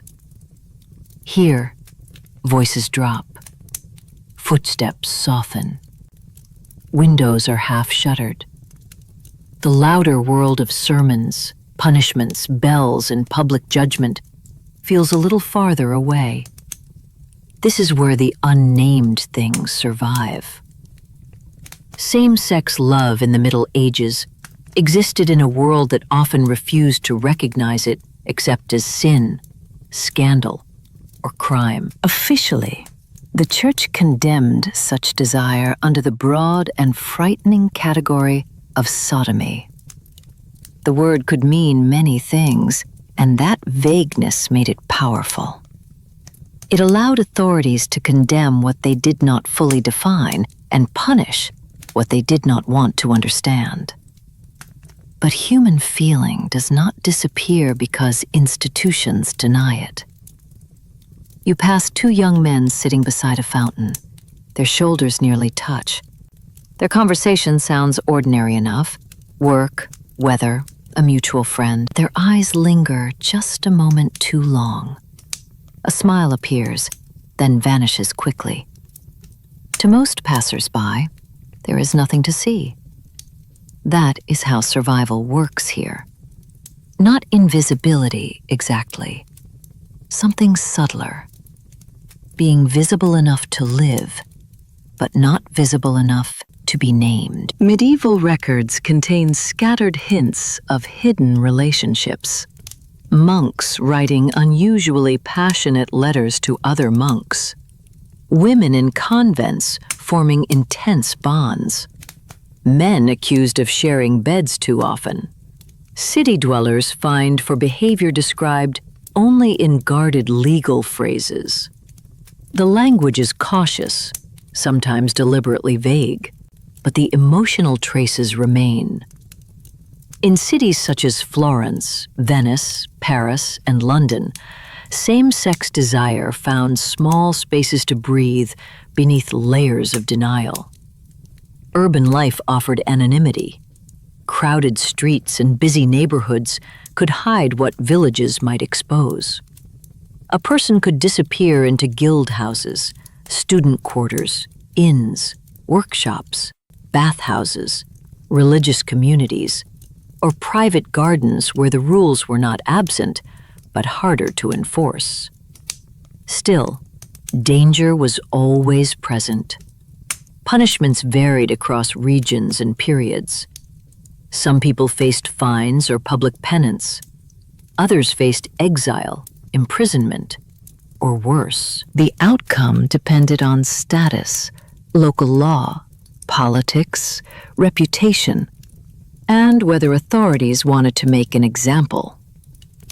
But not every story ended in violence. Some relationships remained hidden for years. Some were protected by ambiguity. Some were described as friendship, brotherhood, spiritual companionship, or household partnership. Such terms could be sincere, but they could also provide cover. Medieval people had rich categories for friendship that modern readers can easily misunderstand. Deep affection between men or women was not automatically interpreted through the same identity labels we use today. People wrote passionately to friends, kissed in ritual contexts, shared beds for practical reasons, and expressed devotion in language that now sounds romantic. So scholars still debate many sources. Were these relationships romantic, spiritual, practical, emotional but not physical? Or are modern readers finally noticing what older historians preferred not to see? The answer changes from case to case. One monk writes to another with aching tenderness, describing how his heart feels empty in the other's absence. A nun calls another sister the place where her soul finds rest. A pair of men share property and household life in a way that makes court officials uneasy. A convent superior separates two women because their closeness is considered excessive. Each fragment is incomplete. but together, they show that medieval society was never as simple as its official rules. There were also coded worlds within religious communities. Monasteries and convents were officially celibate, but they also created environments where same-sex emotional bonds could become central to daily life. Shared prayer, shared labor, shared sleeping spaces, shared silence. All of this could produce deep attachment. Sometimes it stayed within accepted spiritual friendship. Sometimes it moved into dangerous territory, or at least territory authorities feared. In some letters, affection is expressed through religious language. One person becomes my beloved in Christ, my other soul, my comfort, or my light. The words are safe enough for a manuscript, but intense enough to make modern readers pause. That tension is important. Medieval love often lived between meanings. What could not be said directly could still be written around. You hear stories of secret ceremonies too. Not legal marriages, of course, but private vows, exchanged rings, shared promises, and festival rituals where ordinary rules briefly loosened. During carnivals and feast days, social roles could bend. Masks allowed people to act out truths that daylight would punish. For a few hours, a hidden attachment might become almost visible. Then morning came, and the mask had to return. The Church's condemnation was harsh, but medieval life was full of contradictions. Some clerics preached fiercely against same-sex behavior. Others lived in communities where intense same-sex bonds were ordinary and even praised when framed as spiritual brotherhood or sisterly devotion. A bond could be honored in one text and condemned in another, depending on who wrote it, who read it, and what they believed had happened. Ambiguity was both shelter and prison. It allowed people to survive, but it also prevented them from being fully known. You walk deeper into the city and think of all the people who lived between the lines. 2 men copying manuscripts by candlelight. 2 women walking side by side in a convent garden, careful never to let their hands linger too long. A student in Paris writing a poem he would never sign. A widow sharing her household with a woman everyone calls her companion, while no one dares ask more.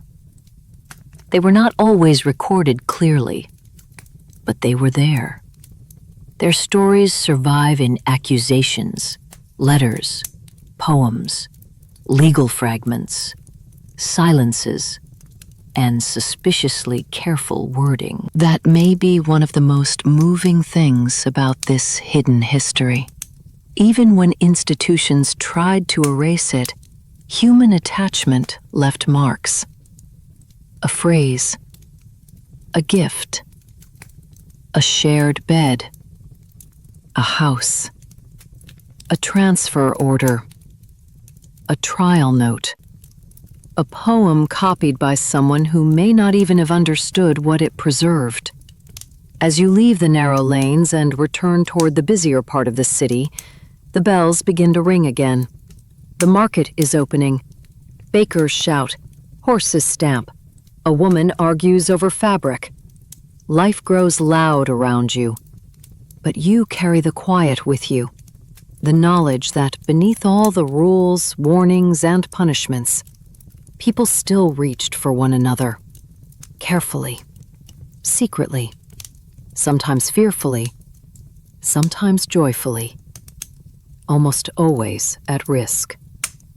And now the road leads somewhere louder, brighter, and far more openly tolerated. The medieval red light district, where desire was condemned in sermons, but taxed by city councils. You follow the smell before you see the street. Rose water, sweat, smoke, cheap perfume, spilled wine, damp wood, and something warm and human. Laughter spills from upper windows. Curtains shift. A woman leans from a balcony and calls down to a passing merchant. A group of young men pretend not to stare and fail completely. This is not a hidden den outside the city walls. This is regulated sin. In many medieval towns, prostitution was not simply ignored. It was organized, licensed, taxed, and managed. City authorities often saw brothels as a practical necessity.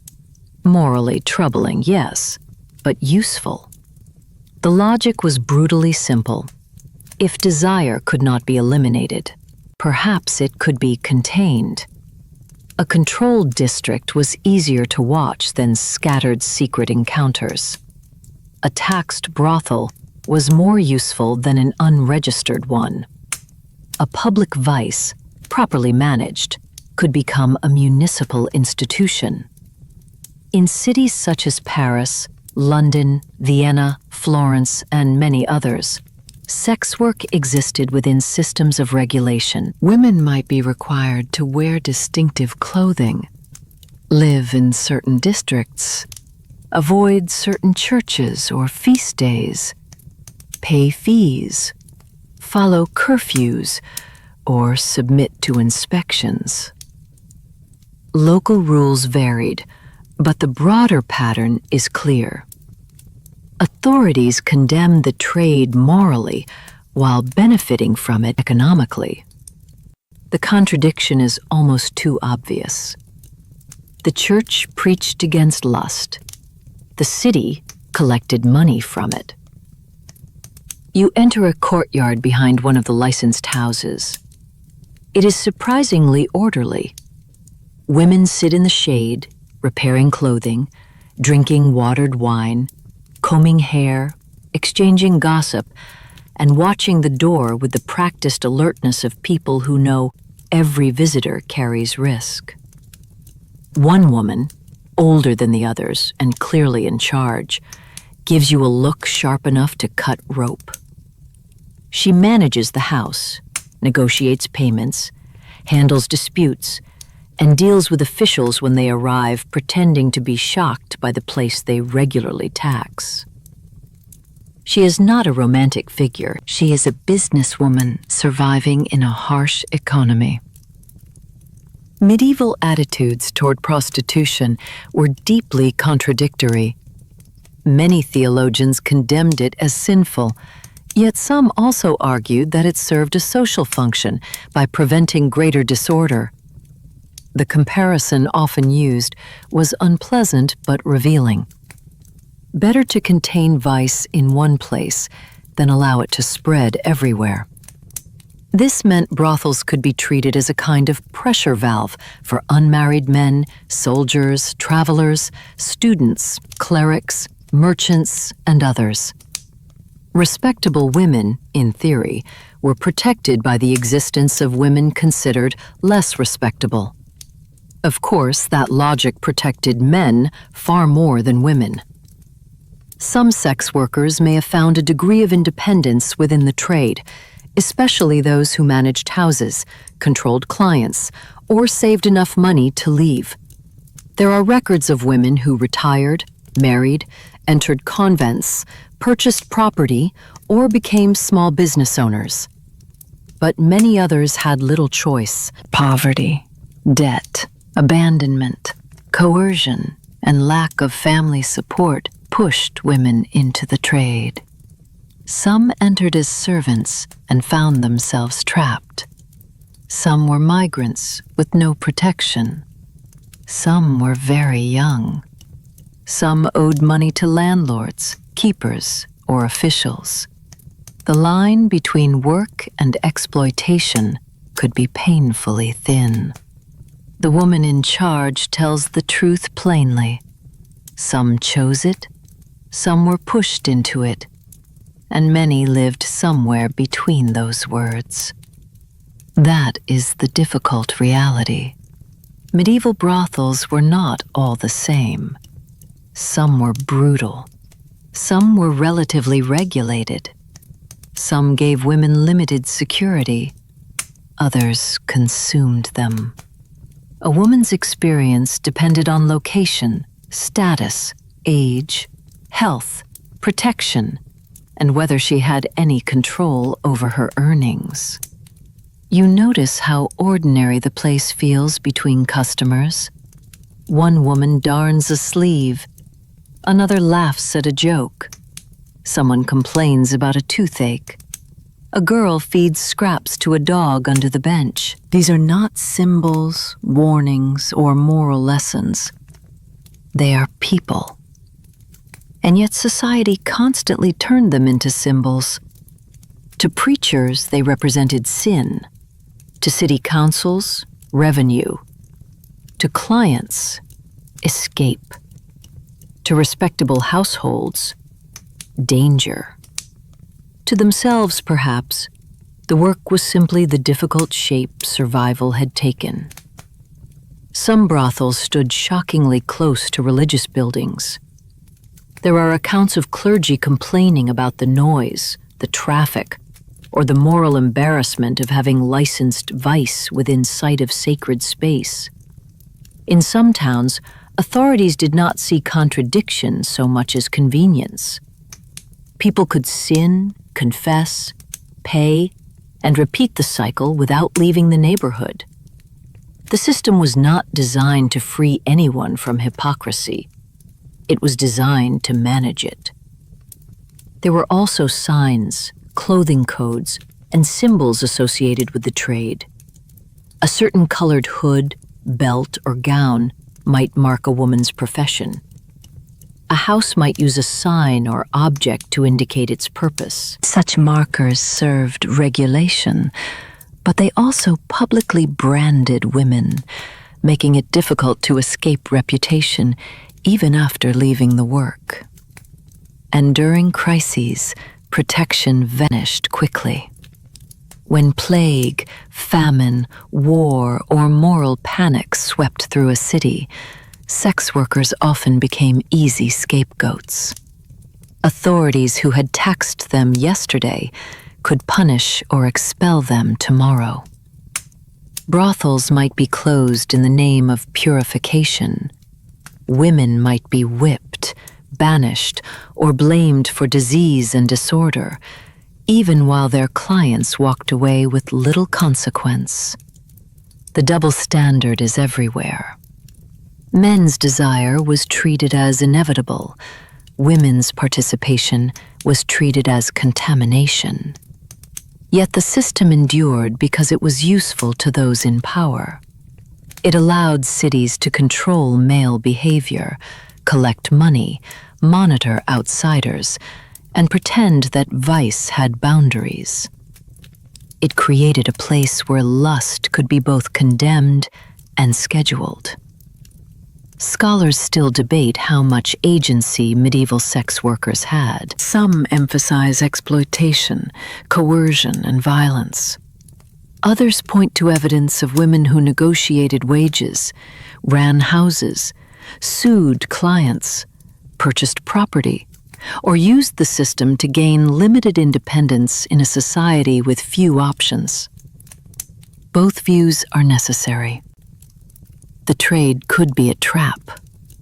It could also, in certain cases, offer more autonomy than marriage, servitude, or begging. That does not make it safe or fair. It makes it historically complicated. As night falls, lamps appear in the windows. Music starts somewhere down the lane. A few clients arrive, trying to look casual. The women notice everything: clothing, coins, mood, danger. The older woman at the doorway says she might one day open a bakery. Something quiet, she says, something sweet. For now, she remains here, managing desire as if it were bread, wine, or rent. Another human need turned into commerce, judgment, and survival. You leave the district as laughter fades behind you. The street outside is darker now, but not silent. Desire once again has not disappeared.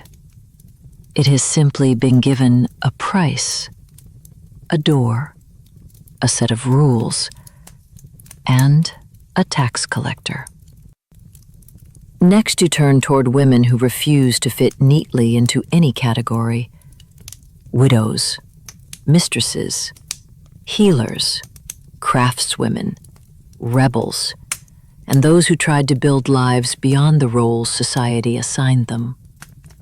You leave the red light district behind, but not the question that follows you through the darkening street. What happened to women who refused to fit neatly into the roles prepared for them? Not saints, not obedient wives, not silent daughters, not women whose lives could be easily filed under marriage, convent, or disgrace. The medieval world liked categories. A respectable woman was supposed to move from her father's house to her husband's house, or from her family's control into the spiritual enclosure of a convent. Those were the approved paths. Daughter, wife, nun. Widow if fate intervened. But life, as always, was more inventive than the rules. You step into a narrow lane where a small dye shop glows with lamplight. Inside, bolts of cloth hang from beams in deep blue, red, green, and gold. Steam rises from vats. The air smells of vinegar, wool, wet wood, and crushed plants. The owner is a woman named Joan. She is not young, not old, and not interested in explaining herself. She runs the business with another woman whom the neighbors call her cousin, though no one seems entirely convinced that is true. They share a house, a workshop, accounts, meals, and, according to rumor, a bed. No one asks too directly. Joan has money, skill, and a sharp tongue. That gives her a measure of protection. When someone hints at gossip, she smiles and says she dyes silk, not opinions. In a society where women were expected to be economically dependent, Joan's self-sufficiency makes her unusual and dangerous. She does not belong to a husband.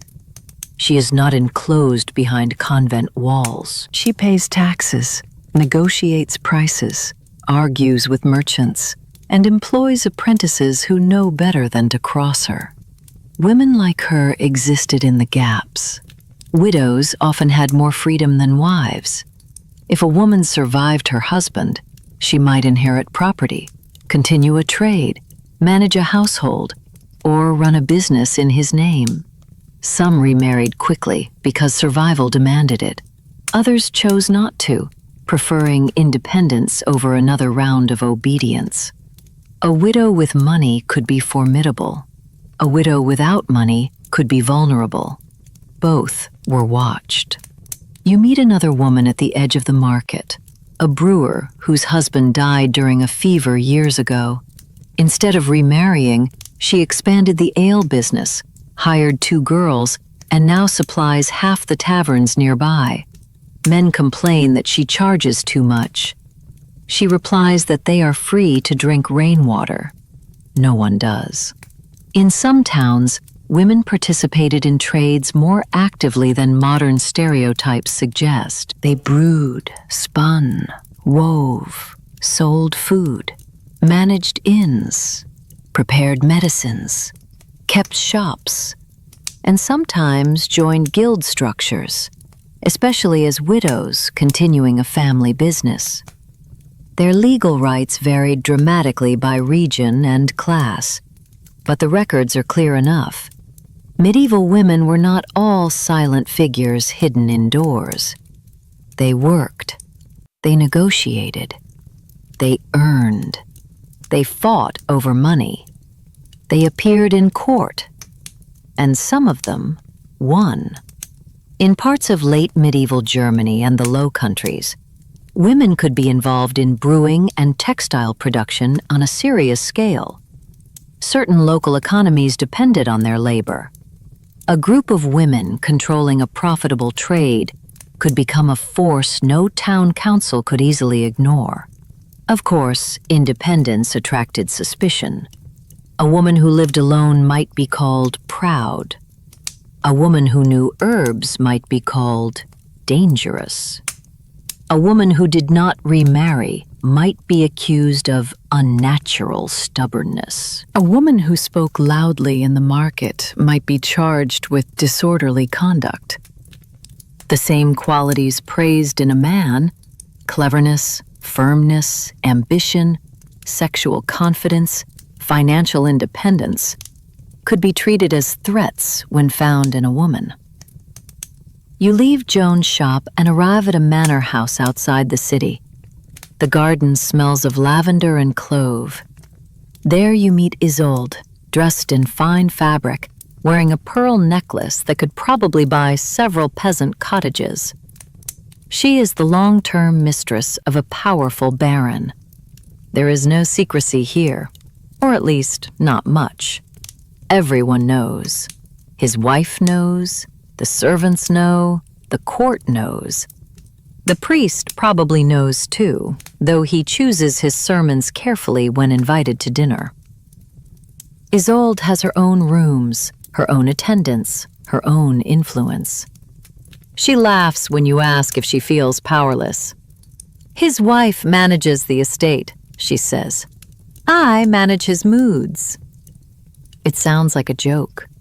It is not only a joke. Mistresses at noble courts were often portrayed as temptresses, distractions, or moral stains.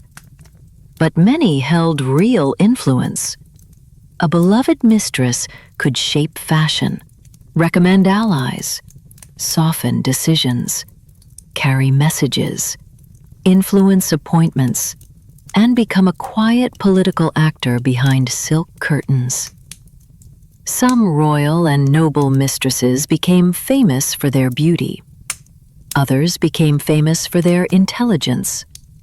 The most successful knew how to survive in a world where affection could bring gifts, but not security, because their position was always precarious. A wife had legal standing. A mistress had favor, and favor could vanish overnight. If the man died, lost interest, married again, or fell under pressure from his family, a mistress could be cast aside quickly. That is why many tried to secure property, jewels, pensions, or positions for their children while they still had influence. Some succeeded. Others disappeared from the record the moment their protector turned away. Isolde understands the bargain. She is neither naive nor ashamed. She has chosen a life that gives her comfort and power, but also danger. She is respected when useful, condemned when convenient, and replaceable if fortune shifts. That was the fragile power of women, near authority, but outside legitimacy. From the manor, you travel toward the edge of the woods, where another kind of woman lives beyond easy supervision. Her name is Tilda. She is a healer, though some call her a witch when they are angry, and a blessing when their children are sick. She grows herbs near her hut, dries roots from the rafters, prepares salves, treats wounds, and knows which plants calm fever or ease pain. She has had lovers, she says, men and women both, but never keeps anyone long. Too much noise, she mutters while rinsing roots in a copper bowl. I prefer quiet. Tilda's independence is different from Joan's or Isolde's. She does not have wealth or courtly influence. Her power comes from knowledge, and that may be the most dangerous kind of all. The church and universities did not fully control healing. Much practical medical knowledge lived with midwives, herbalists, mothers, grandmothers, and women who learned through experience rather than Latin books. People depended on them, especially in villages far from trained physicians. But dependence could turn into fear. A healer who failed might be blamed. A healer who succeeded too well might be feared. If a baby died, if a cow stopped giving milk, if a husband lost interest, if a fever spread, the woman who knew herbs could suddenly become the woman who knew curses. Tilda has survived by being useful, blunt, and hard to intimidate. Not every woman could. You hear case after case of women accused not for crimes exactly, but for behavior judged improper.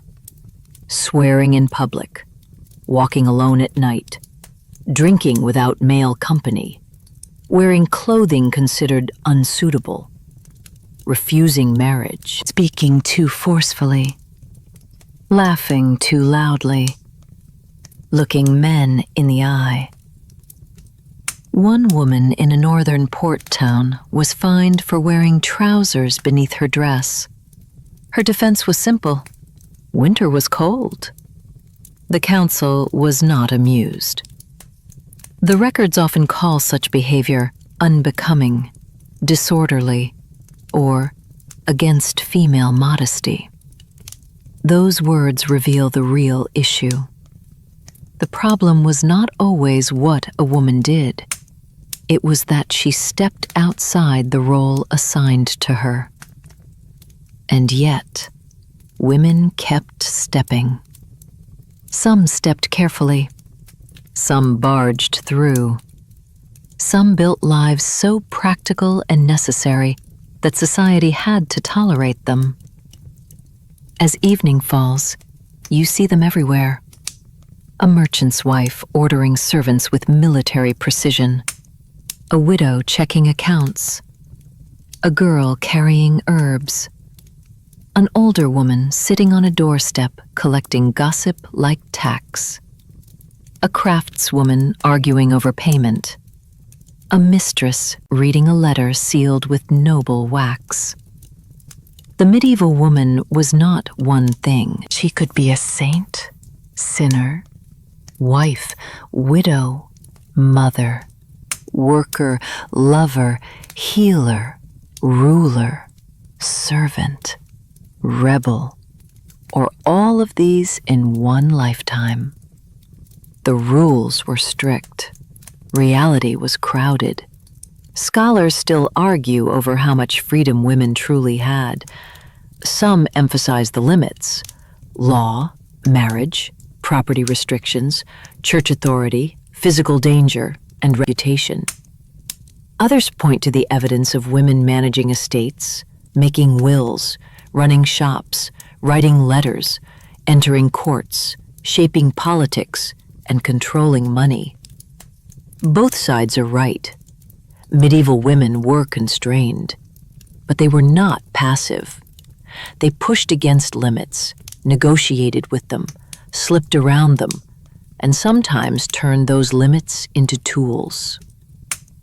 You leave the lane as the sky softens into evening. Behind you, Joan's dye shop is still lit.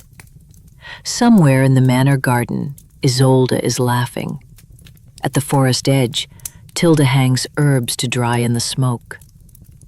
None of them fit cleanly into the moral diagrams drawn by priests and lawmakers. That is precisely why they matter. And now the story turns towards something that seems simple at first glance, but is anything but simple: clothing. Because in a world where desire was condemned, controlled, hidden, and coded, fabric became a language of its own. You enter the market again and run your fingers across a bolt of crimson velvet. It is impossibly soft. Too soft, perhaps, for a world that claims to value modesty. The merchant watches your reaction with a satisfied smile. He knows exactly what he is selling. Not merely cloth, not merely warmth, not merely status. Possibility. Medieval clothing was never just clothing. It signaled rank, wealth, occupation, morality, gender, availability, ambition, and sometimes temptation. A sleeve, veil, hem, ribbon, or belt could say things no one dared speak aloud. When speech was dangerous, fabric whispered. The merchant lifts a length of imported silk. It catches the light like water. He says it is meant for noble ladies, though from the thinness of the fabric and the way it moves, you suspect it is meant to reveal almost as much as it conceals. Among the upper classes, fashion became a carefully managed art of suggestion. A neckline lowered slightly, a sleeve fitted closely to the wrist, a waist laced firmly, a veil arranged to hide the hair while letting just enough gold or dark curls escape. Modesty and attraction were not opposites. They worked together. A woman might be fully dressed and still make every eye in the room follow her. That is what made clothing so powerful. Authorities understood this, and they worried about it constantly. Sumptuary laws attempted to regulate who could wear certain fabrics, colors, jewels, furs, and styles. These rules were about class, but also morality. Commoners were not supposed to dress like nobles. Prostitutes might be required to wear identifying garments. Women were warned against vanity. Men were mocked or condemned for clothing seen as too extravagant or effeminate. The body had to be controlled. So did the way the body appeared. Naturally, people found ways around the rules. A merchant's wife might not be allowed pearls, but perhaps she could wear polished glass that looked close enough by candlelight. A commoner might not wear full velvet, but a velvet trim could make a point. A woman might keep her hair covered in public while arranging the veil so that a few curls escaped in exactly the right place. Hair itself was a charged symbol. Religious writers often treated women's uncovered hair as dangerous because it suggested beauty, intimacy, and disorder. Respectable women were expected to cover it, especially after marriage. But behind closed doors, hair could be brushed, scented, braided, loosened, and displayed as an intimate luxury. To reveal hair was not always a small thing. It could be a signal. Men had their own theatrical fashions. In the late Middle Ages, pointed shoes called poulaines became wildly popular among fashionable men. The longer the point, the more impractical and attention-grabbing the shoe. Churchmen hated them, condemning them as vain, excessive, and morally suspect. The criticism was partly about class display, but it also carried a sexual undertone. Anything exaggerated, elongated, or flamboyant could become suspicious in the eyes of moralists. Fashion turned the body into a joke, a boast, or a challenge. Then there was the codpiece. At first, it served a practical purpose in men's clothing, but over time, especially by the later medieval and early modern periods, It became padded, shaped, decorated, and impossible to ignore. It was masculine display turned into architecture. Was it about virility, status, fashion, comedy? All of the above. Scholars still debate how seriously to read such garments, but the message is clear enough. Clothing allowed men to advertise power and masculinity in ways that could be both ridiculous and effective. Women's clothing worked with subtler tools: lacing, layers, veils, sleeves, belts, gloves, ribbons, scented fabrics. All of these could create a controlled drama of concealment and revelation. The body was hidden, but never absent. Even scent mattered. Clothing could be perfumed with lavender, rose, frankincense, herbs, or smoke. Cleanliness was uneven in medieval life, but scent carried meaning. It could suggest wealth, care, seduction, holiness, or medical protection. A perfumed sleeve given as a token could linger in memory far longer than a spoken compliment. Lovers exchanged clothing tokens constantly in courtly culture. A glove, a scarf, a ribbon, a sleeve, a handkerchief. These objects were not merely sentimental. They were portable intimacy. A knight could wear a lady's token in a tournament. A woman could keep a ribbon hidden in a prayer book. A dropped handkerchief could be an accident or an invitation, depending on who picked it up and who was watching. Clothing made desire deniable. That was its genius. If accused, one could always say it was only fabric, but everyone understood that fabric could carry meaning. Fashion also enforced gender norms.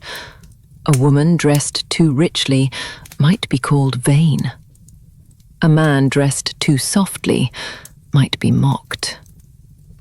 Cross-dressing, or clothing that blurred expected gender boundaries, could provoke serious punishment, especially if authorities believed it challenged social order.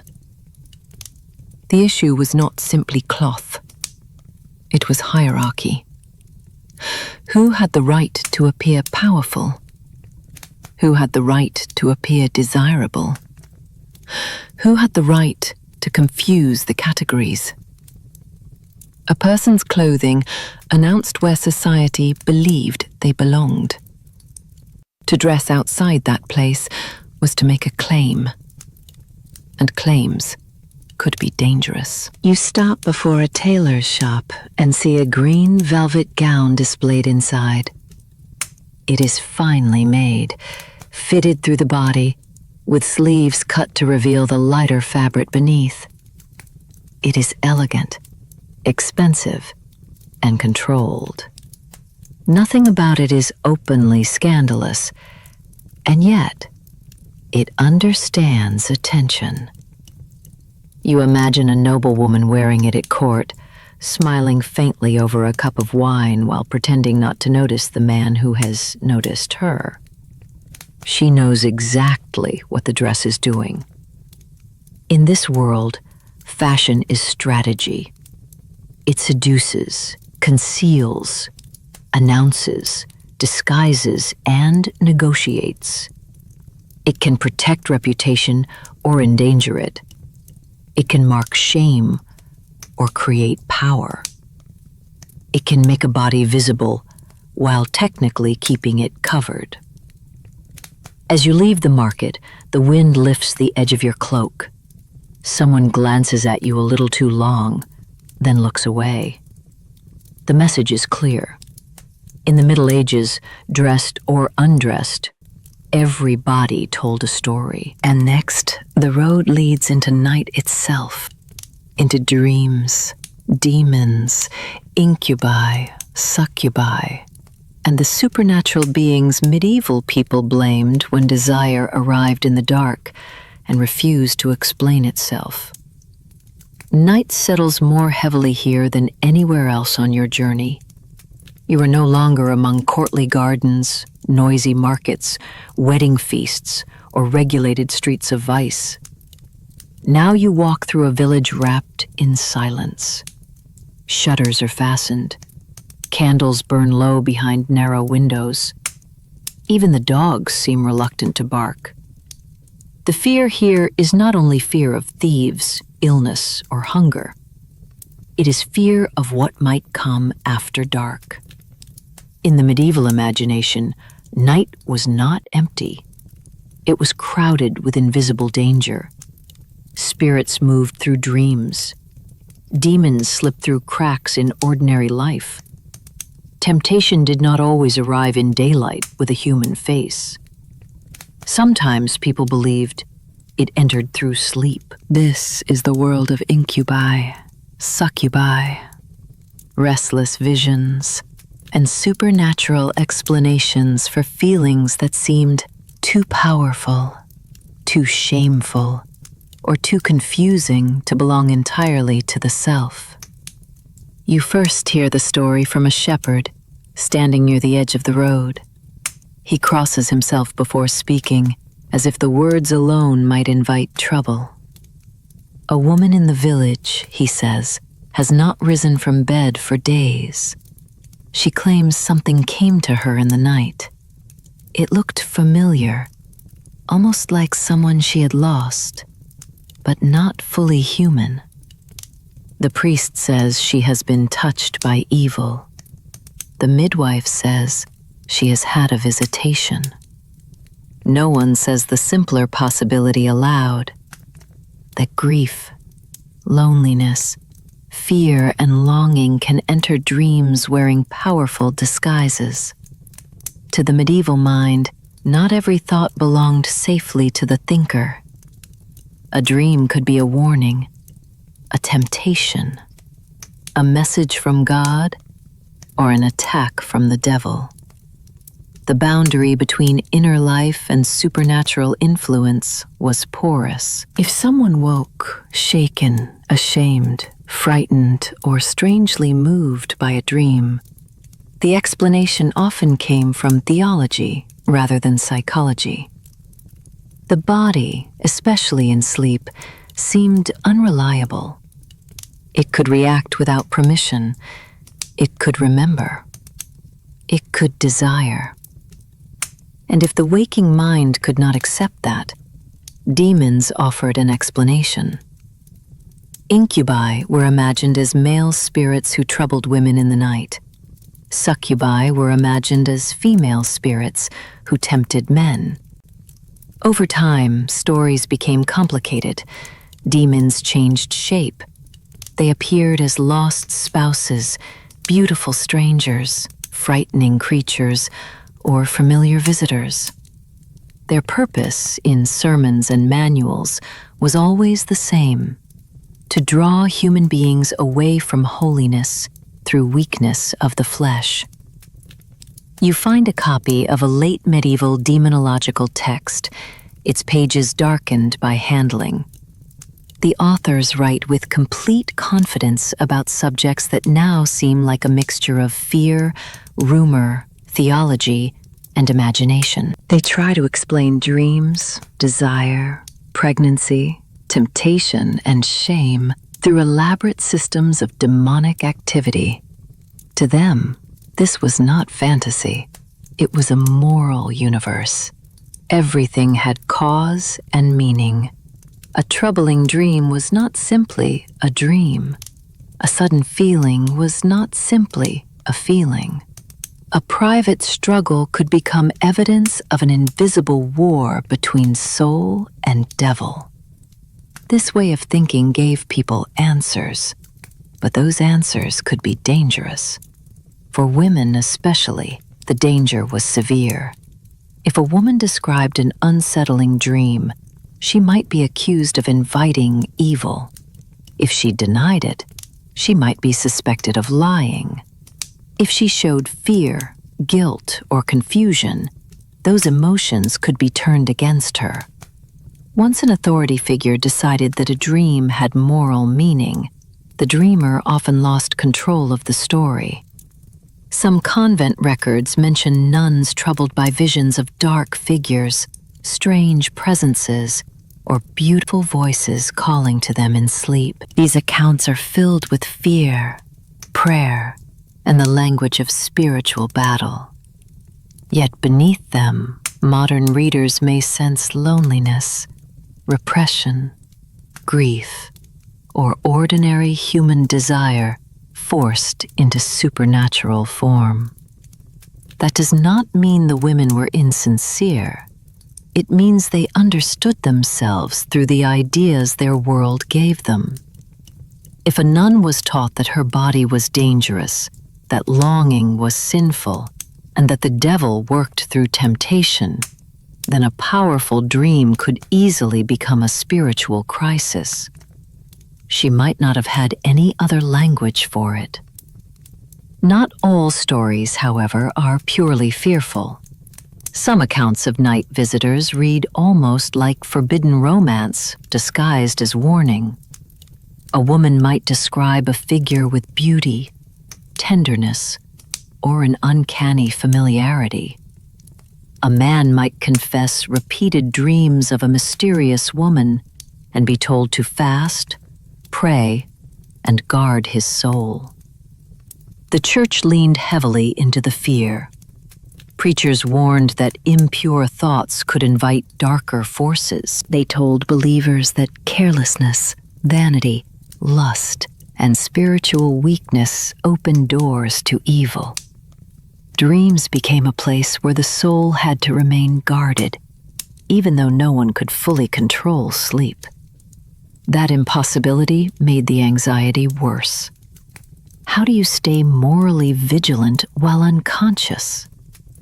Medieval people tried. Some prayed before bed. Some slept with relics, blessed objects, or written charms nearby. Some avoided certain foods believed to stir dreams.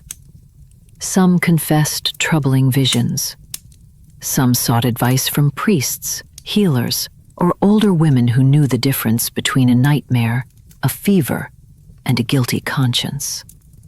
Interestingly, not every explanation was demonic. Medical writers sometimes offered more bodily theories.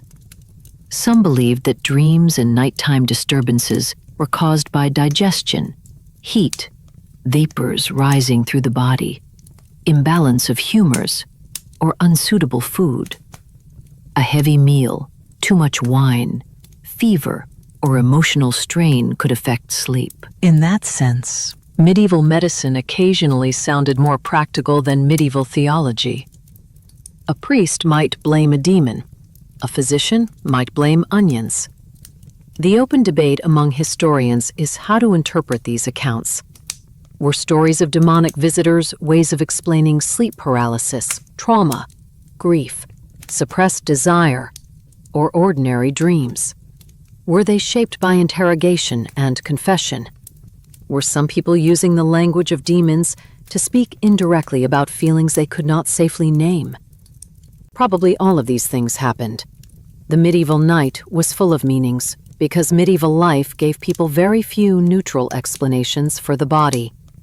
Desire was rarely allowed to be simply desire. Fear was rarely only fear. A dream could become a moral event.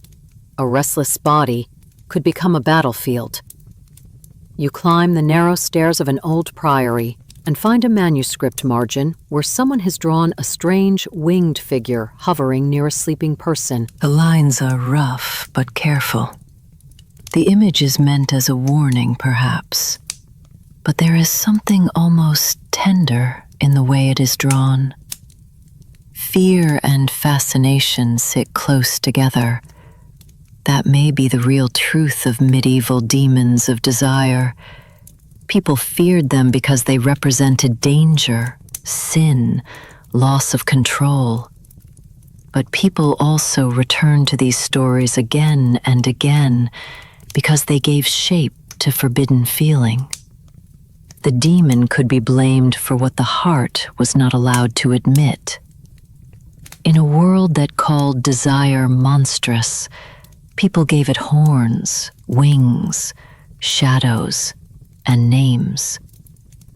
You leave the priory and step into the cold air. Somewhere in the village, a candle burns beside a bed. Someone will dream tonight. Someone will wake unsettled. Someone will confess. Someone will keep silent. And morning will decide what the dream meant. From there, your path turns toward a different kind of authority. Not priests, not confessors, not demon hunters, but physicians. Because when medieval thinkers tried to explain the body, especially sex, reproduction, desire, and difference between men and women, their ideas ranged from surprisingly observant to wildly wrong. You enter a cramped stone chamber that smells of dried herbs, vinegar, ink, old parchment, and something bitter simmering in a pot. A large book lies open on a table. Its pages are made of vellum, smudged at the edges by many hands. Beside it are jars of roots, powders, oils, and instruments whose purpose you would rather not guess. This is the world of medieval medicine, where ancient theory, religious morality, astrology, practical experience, and confident nonsense all meet in the same room. The physicians of the Middle Ages were not only interested in fevers, wounds, and plague. They were deeply interested in the mysteries of the body, and few mysteries disturbed them more than sex, reproduction, fertility, and desire. You begin with a famous kind of text, often associated with the secrets of women. The title sounds mysterious, almost poetic, but the contents are a strange blend of observation, inherited ancient medicine, moral suspicion, and fantasy. These writings tried to explain menstruation, conception, pregnancy, childbirth, female anatomy, and sexual behavior. Some ideas were based on ancient authorities like Galen, Aristotle, and Hippocrates. Others were based on misunderstanding. Many were shaped by the assumption that the male body was the standard and the female body was a lesser, colder, wetter, more unstable variation of it. Galen's model, influential for centuries, imagined male and female bodies as versions of the same basic structure, with women understood as inward or less fully heated versions of men. Heat, moisture, balance, and humors became central to explanations of sex difference. Men were described as hotter and drier, which was associated with strength and perfection. Women were described as colder and wetter, which was associated with instability, emotionality, and bodily excess. It was not science in the modern sense, but it was a system. And systems can be powerful even when they are wrong. Medieval medicine relied heavily on the theory of the four humors: blood, phlegm, black bile, and yellow bile. These were believed to shape health, temperament, mood, and desire. Too much heat might produce passion. Too much coldness might produce sluggishness. Too much blood might lead to impulsiveness. Too much black bile might produce melancholy. A person's body was treated like a landscape of fluids, temperatures, and balances. Sexual desire in this framework could be understood as a natural pressure that needed regulation. But once theology entered the room, natural did not always mean acceptable. A physician might describe desire as bodily imbalance. A priest might describe it as moral danger. A patient could be caught between both explanations. Women's bodies were especially misunderstood. Some texts claim that the womb had strange movements or chambers. Some linked birth outcomes to astrology, diet, imagination, or moral condition. Some physicians believed that what a pregnant woman saw, desired, feared, or imagined could mark the child. Others tried to determine chastity or fertility through urine, walking style, complexion, or behavior, methods that were unreliable at best and absurd at worst. One writer suggested that a woman's modesty could be read from how she laughed, moved, or held her gaze. This tells us far more about medieval anxiety than about women's bodies. Virginity, fertility, and sexual reputation were treated as medical, moral, and social questions at once. A physician might be asked to examine a woman not simply to help her, but to support a legal claim, marriage dispute, accusation, or inheritance matter. Body became evidence, and medical authority could be used to reinforce social control. Men were not free from scrutiny either.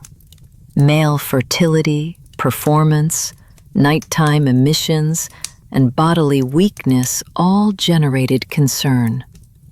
Students, monks, husbands, and older men appear in records seeking advice, confessing fears, or receiving regimens meant to cool, strengthen, restrain, or restore the body. The advice could be practical. It could also be ridiculous. Some texts recommended particular diets, baths, exercises, herbs, or sleeping positions. Others warned against too much wine, too much rich food, too much idleness, or too much imagination. A man troubled by desire might be told to fast, sleep on a harder bed, avoid warm baths, pray more, or eat cooling foods. A woman considered overly passionate might be prescribed plain meals, labor, prayer, rough clothing, or supervision. The goal was always regulation. The body had to be managed. One of the strangest parts of medieval medical writing is how closely curiosity and moral panic sit side by side. Some texts acknowledge female pleasure or reproductive complexity in ways that seem surprisingly direct for the time. Midwives and experienced women often possessed practical knowledge about pregnancy, birth, nursing, cycles, and fertility that male university physicians lacked. But much of that knowledge remained oral. It passed from woman to woman, from household to household, from birth chamber to birth chamber. Because it was not always written in Latin by men, official medicine often ignored it, borrowed from it without credit, or treated it with suspicion. A midwife might understand the realities of childbirth better than a university-trained physician, but the physician had the manuscript, and the manuscript had authority. You turn another page and find recipes for love, fertility, or restored desire. Some involve herbs that may have had real effects. Others are pure superstition. A mixture might call for spices, wine, roots, animal parts, charms, prayers, or timing under a particular moon. The line between medicine and magic is thin here. That is not accidental. In the medieval world, healing was often a mixture of physical treatment, religious ritual, inherited folklore, and symbolic action. A remedy might work because of a plant's properties, because of belief, because of rest, because the illness would have passed anyway, or because the patient needed hope. Not every recipe was foolish. Not every recipe was safe. Some ingredients were harmless. Others were toxic. Some were probably disgusting. A few were dangerous enough that the cure may have been worse than the condition. Still, people tried them because the stakes were high. Fertility affected marriage. Desire affected reputation. Impotence could threaten inheritance. Pregnancy could secure a household or destroy a young woman's future. The body was never just personal. It was social, legal, economic, and spiritual. Scholars today debate how these medical texts were actually used. Were they practical guides consulted by physicians and midwives? Academic exercises copied in universities? Collections of inherited theories repeated out of respect for ancient authorities? A little of everything. Whatever their use, they reveal a culture obsessed with understanding sex, while constantly misunderstanding it. Medieval experts wanted to explain the body. They wanted to classify it, regulate it, moralize it, heal it, and control it. But the body kept exceeding their explanations. You close the book and step back from the table. Your mind is full of strange diagrams, confident errors, herbal smells, and the image of men writing intensely about mysteries they only partly understood. Outside, daylight feels refreshingly simple. A midwife scolds a child near a doorway. A couple argues over a bundle of herbs. A student hurries past carrying books he probably trusts too much. Life continues, messy and physical, no matter what the manuscripts claim. And now the road begins to stretch outward, away from villages, courts, and libraries. Next, you will follow pilgrims, crusaders, monks, merchants, and wanderers onto long roads and distant routes where people traveled in the name of holiness, but often discovered that temptation traveled with them. You wake to the creak of wagon wheels and the low murmur of a pilgrim hymn drifting over a dusty road. The sun is already high. Heat shimmers above the path.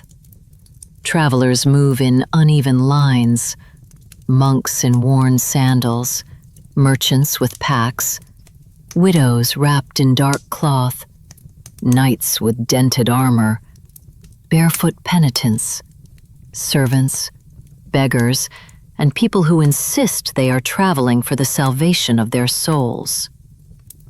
Some are headed for Rome, some for Canterbury, some for Santiago. Some dream of Jerusalem. Officially, this is a holy road, but the longer you walk, the more obvious it becomes that holiness and human weakness often travel side by side. Pilgrimage promised transformation. A person left home carrying guilt, grief, illness, hope, or a vow, and walked toward a sacred place where prayer might change something. The journey itself became a form of penance. Every blister, every hungry night, every dangerous river crossing could be offered to God. But pilgrimage also offered something else: anonymity. Away from home, away from neighbors, away from family reputation and village gossip, people could become slightly different versions of themselves. A man watched closely in his parish might loosen his discipline 3 towns away. A widow known for modest silence at home might speak freely on the road. A monk far from his abbot might discover that temptation did not stop at the monastery gate. The road was dangerous, but it was also liberating. You fall into step beside a monk in a brown robe. His sandals are nearly worn through, and dust clings to the hem of his habit. He says he is traveling to fulfill a vow. Poverty, obedience, chastity. He names them as if reciting a lesson. But when he reaches the last word, his voice catches slightly. "It is different out here," he says. He does not explain. He does not need to. Pilgrimage routes created temporary societies. Travelers slept in shared hostels, barns, taverns, religious houses, roadside shelters, and open fields. Strangers told each other stories they would never tell at home. They shared food, fear, songs, illnesses, and sometimes affection. The moral order of the village did not vanish, but it became harder to enforce. Along the roads, whole economies grew around pilgrims. Food sellers, innkeepers, guides, relic vendors, ferrymen, healers, entertainers, thieves, and sex workers all followed the flow of travelers. Sacred movement produced very earthly markets. A town on a pilgrimage route could profit from devotion and desire at the same time. You stop at a roadside tavern where the air is thick with sweat, smoke, ale, and tired bodies. A knight boasts loudly about taking the cross while drinking far more than devotion requires. Two travelers gamble over a scarf. A woman serving cups of ale listens to 3 different men promise her impossible futures before the evening is half over. No one here seems purely holy, but no one seems purely wicked either. They're far from home. That explains much. Crusades intensified these contradictions. Armies marching under the banner of faith carried with them all the needs, weaknesses, habits, and appetites of ordinary people. Knights, soldiers, servants, merchants, washerwomen, cooks, camp followers, and clergy moved together across vast distances. The official language was salvation, duty, and holy war. The reality included boredom, fear, hunger, exhaustion, disease, loneliness, commerce, and complicated relationships. Church leaders complained often about moral disorder on campaign. Their complaints suggest that disorder was common. There were women who traveled with armies for work, protection, survival, or opportunity. Some were servants, some were companions, some were sex workers, some were wives or unofficial partners. Categories blurred on the road, especially when journeys lasted months or years. A soldier might leave Europe as a crusader and return with a relic, a scar, a debt, a story, or a child whose mother would never appear in any family record. The road left marks that could not always be confessed away. Monks and priests also traveled, and they were not immune to contradiction. Some truly sought spiritual renewal. Others found that distance from supervision made discipline easier to forget. A cleric might preach repentance in one town and need it himself in the next. That does not make every traveler a hypocrite. It makes them human. The medieval world often imagined life as a struggle between spirit and flesh. On pilgrimage, that struggle became literal. The feet walked toward a shrine, while the body demanded food, rest, warmth, comfort, and companionship. The soul might be aimed at heaven, but the body still ached under the sun. You meet a woman named Beatrice, a weaver from Valencia, sitting beneath a tree with a bundle in her lap. She tells you she once fell in love on the road with a pilgrim from Brittany. They walked together for only a short stretch, sharing bread, stories, and nights under the same uncertain sky. He promised to write when he reached home. She smiles faintly. "Letters do not walk," she says. There is no bitterness in her voice, only the kind of sadness that has been folded many times and carried quietly. Pilgrimage could create brief intimacies. People who might never have met in ordinary life found themselves side by side, stripped of routine and surrounded by uncertainty.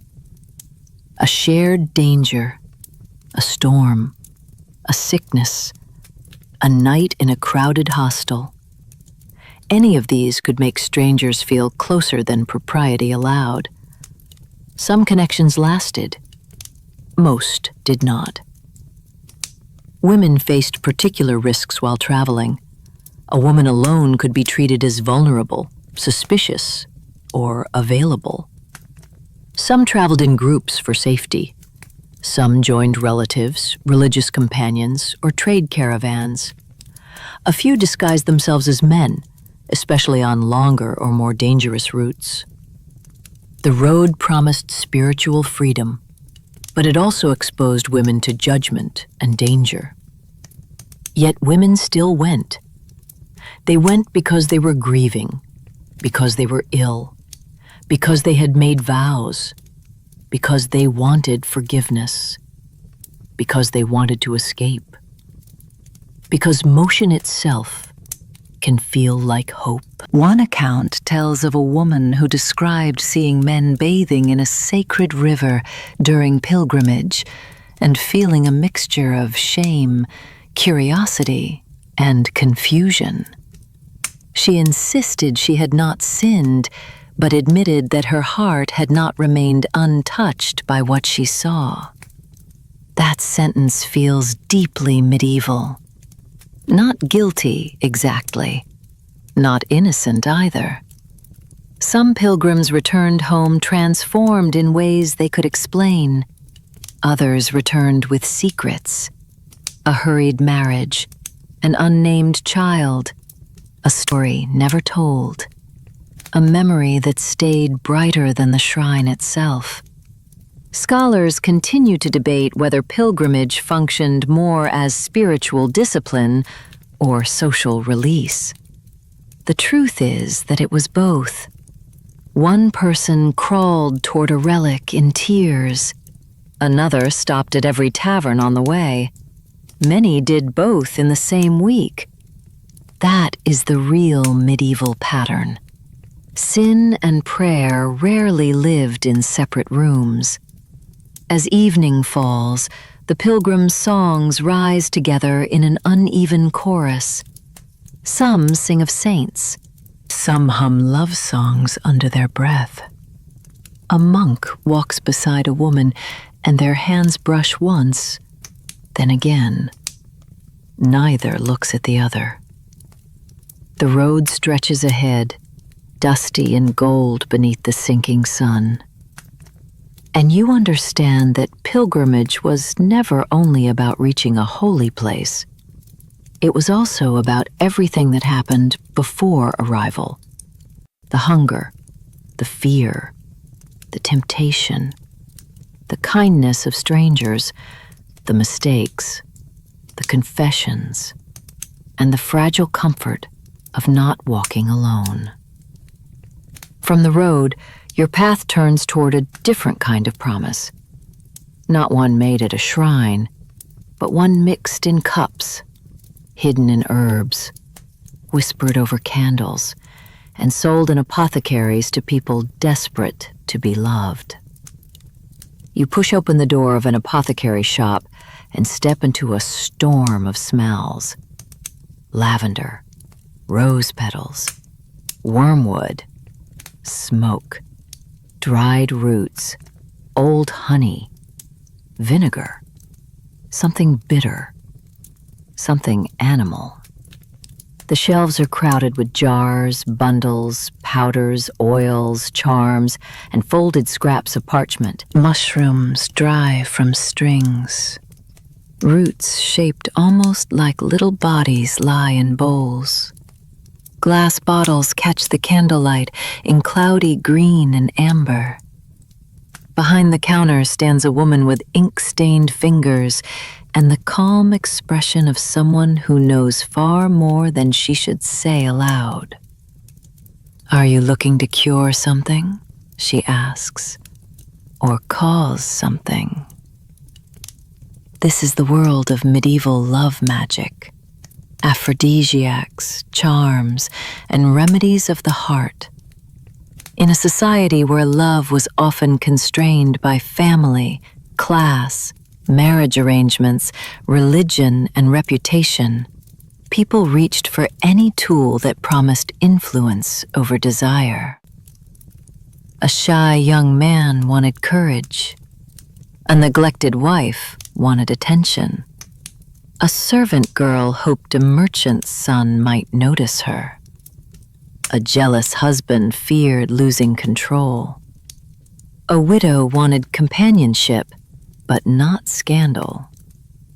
The official church condemned love magic as dangerous, especially when it attempted to affect another person's will. But condemnation rarely destroyed demand. It only made the trade quieter. The apothecary shows you bundles of yarrow tied with red thread, sprigs of rosemary, powdered spices, mandrake root, fennel, parsley, lavender, and other plants surrounded by layers of folklore. Some were believed to stir affection. Others were thought to cool desire. Some were meant to encourage fertility. Others were used to repel unwanted attention. Not every remedy was nonsense. Some herbs had real physical effects. Others worked mostly through belief, ritual, scent, or symbolism. And some were dangerous. Certain substances used historically as aphrodisiacs could be toxic. People did not always understand the difference between a stimulant, an irritant, a poison, and a legend. The desire to control love could lead to remedies that harmed more than healed. Still, people kept trying, because love is one of the oldest forms of desperation. In a world where a woman might have little say in marriage, a charm could feel like one small act of power. In a world where men were expected to be bold and dominant, a potion promising confidence could feel like rescue. In a world where rejection could mean humiliation or poverty, magic offered the illusion that fate could be persuaded. Love charms were often simple: a name written on a leaf, a thread tied around herbs, a coin blessed and carried close to the body, a prayer repeated at sunrise, a scrap of parchment hidden in a shoe, a ribbon worn under clothing, a cup of wine mixed with ingredients believed to soften the heart. The ritual mattered as much as the material. It gave shape to longing. It turned helplessness into action. Some charms were playful, almost sweet. Lovers might write each other's names, burn leaves together, exchange scented tokens, or wear herbs associated with fidelity. Others were darker, meant to bind, compel, weaken, or punish. Those were the charms that most alarmed priests and courts. The church drew a moral line between prayer and manipulation. Asking God for love was acceptable. Trying to force someone's desire through hidden means was not. But in practice, the line blurred constantly. A woman might whisper a prayer over a cup and call it devotion. A neighbor might call it witchcraft. A charm that succeeded could become proof of sorcery. A charm that failed could still become evidence if someone wanted revenge. Women were especially vulnerable to accusation. An herbalist who sold a love remedy could be treated as helpful one day and dangerous the next. If a man became obsessed, ill, impotent, jealous, or regretful, it was easy to blame the woman who had supplied a root, a tea, or a whispered instruction. The man's desire became her crime. You hear of a woman accused of causing unnatural attachment by preparing a drink under the new moon. Whether the potion did anything is impossible to know.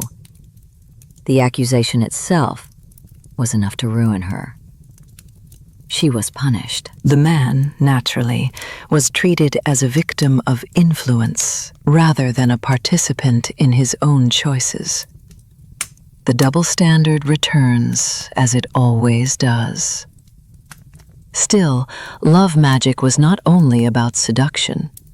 It was also about protection. Some charms were meant to keep a husband faithful, protect a marriage, ease heartbreak, encourage fertility, or calm obsessive longing. Women passed recipes through families, hid them in cookbooks, stitched them into hems, or carried them in memory.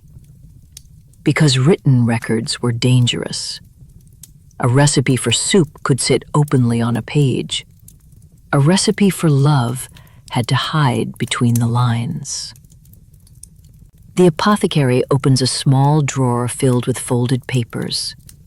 Some contain prayers, some contain symbols, some contain names. She does not let you read them. These are private hopes, and perhaps private fears. You ask whether she believes the charms work. She shrugs. People need to believe something can move the heart. That may be the truest answer. Historians still debate how to classify these practices. Were they folk medicine, magic, emotional ritual, early psychology, exploitation, hope? The answer depends on the case. A harmless charm might help someone feel brave enough to speak. A toxic remedy might poison a body. A coercive spell reveals the darker wish to control another person's will. Medieval love magic sits at the crossroads of desire, power, fear, and vulnerability. It shows us people who felt trapped by marriage rules, class barriers, religious condemnation, and social expectations, yet still wanted love badly enough to risk herbs, prayers, rumors, and punishment. As you leave the shop, a girl passes you with rosemary tucked discreetly behind her ear. She glances back once to see if anyone noticed. You did. Perhaps someone else will, too. The evening air outside is cooler now. Bells ring in the distance. Somewhere, a cup is being offered. Somewhere else, a name is being written on a leaf by candlelight. And now the story moves upward again, into castles, courtrooms, family negotiations, and noble chambers where marriage becomes power, fidelity becomes politics, and monogamy is preached loudly by people who often practice something far more flexible.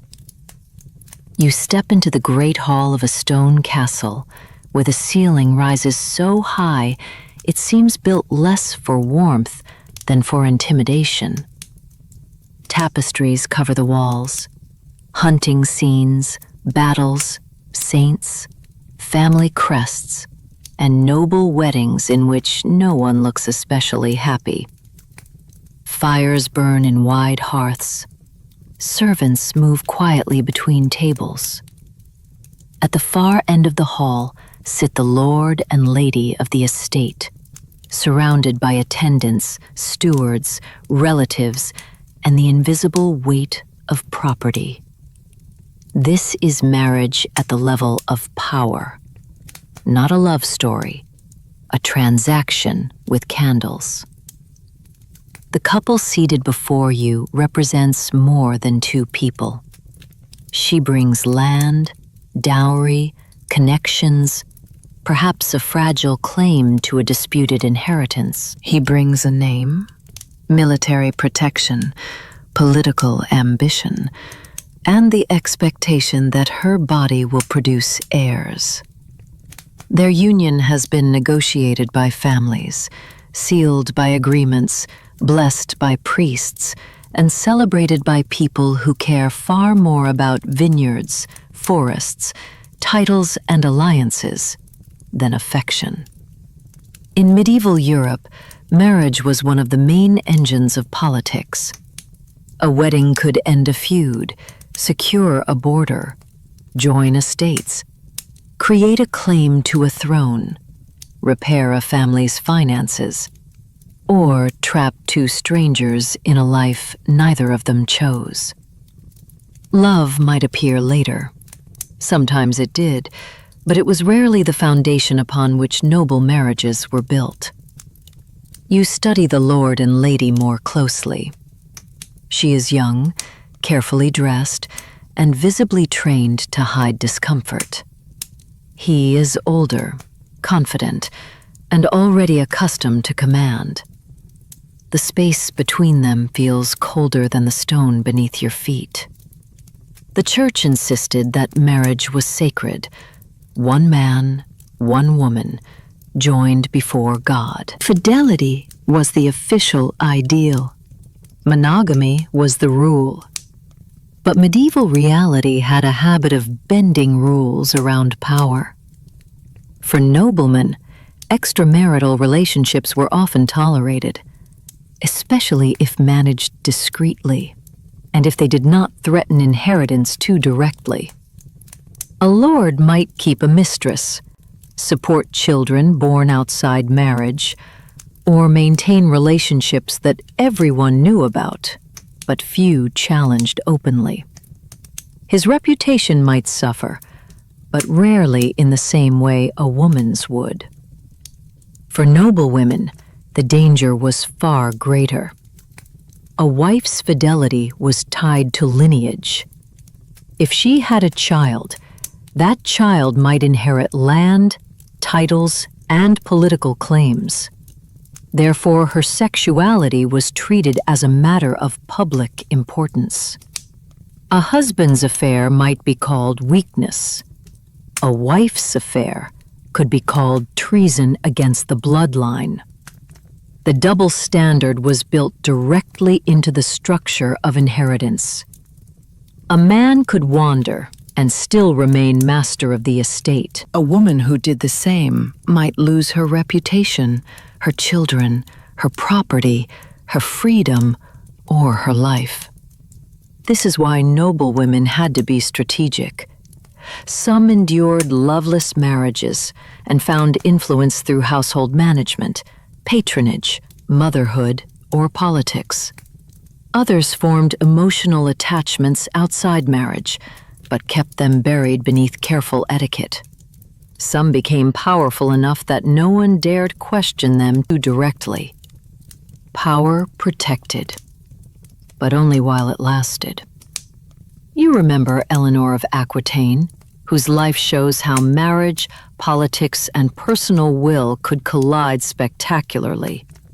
Her first marriage to Louis VII of France was unhappy and politically strained. After their annulment, she married Henry II of England, creating one of the most powerful unions in medieval Europe. Their marriage produced children, conflict, rebellion, and enough political drama to echo through centuries.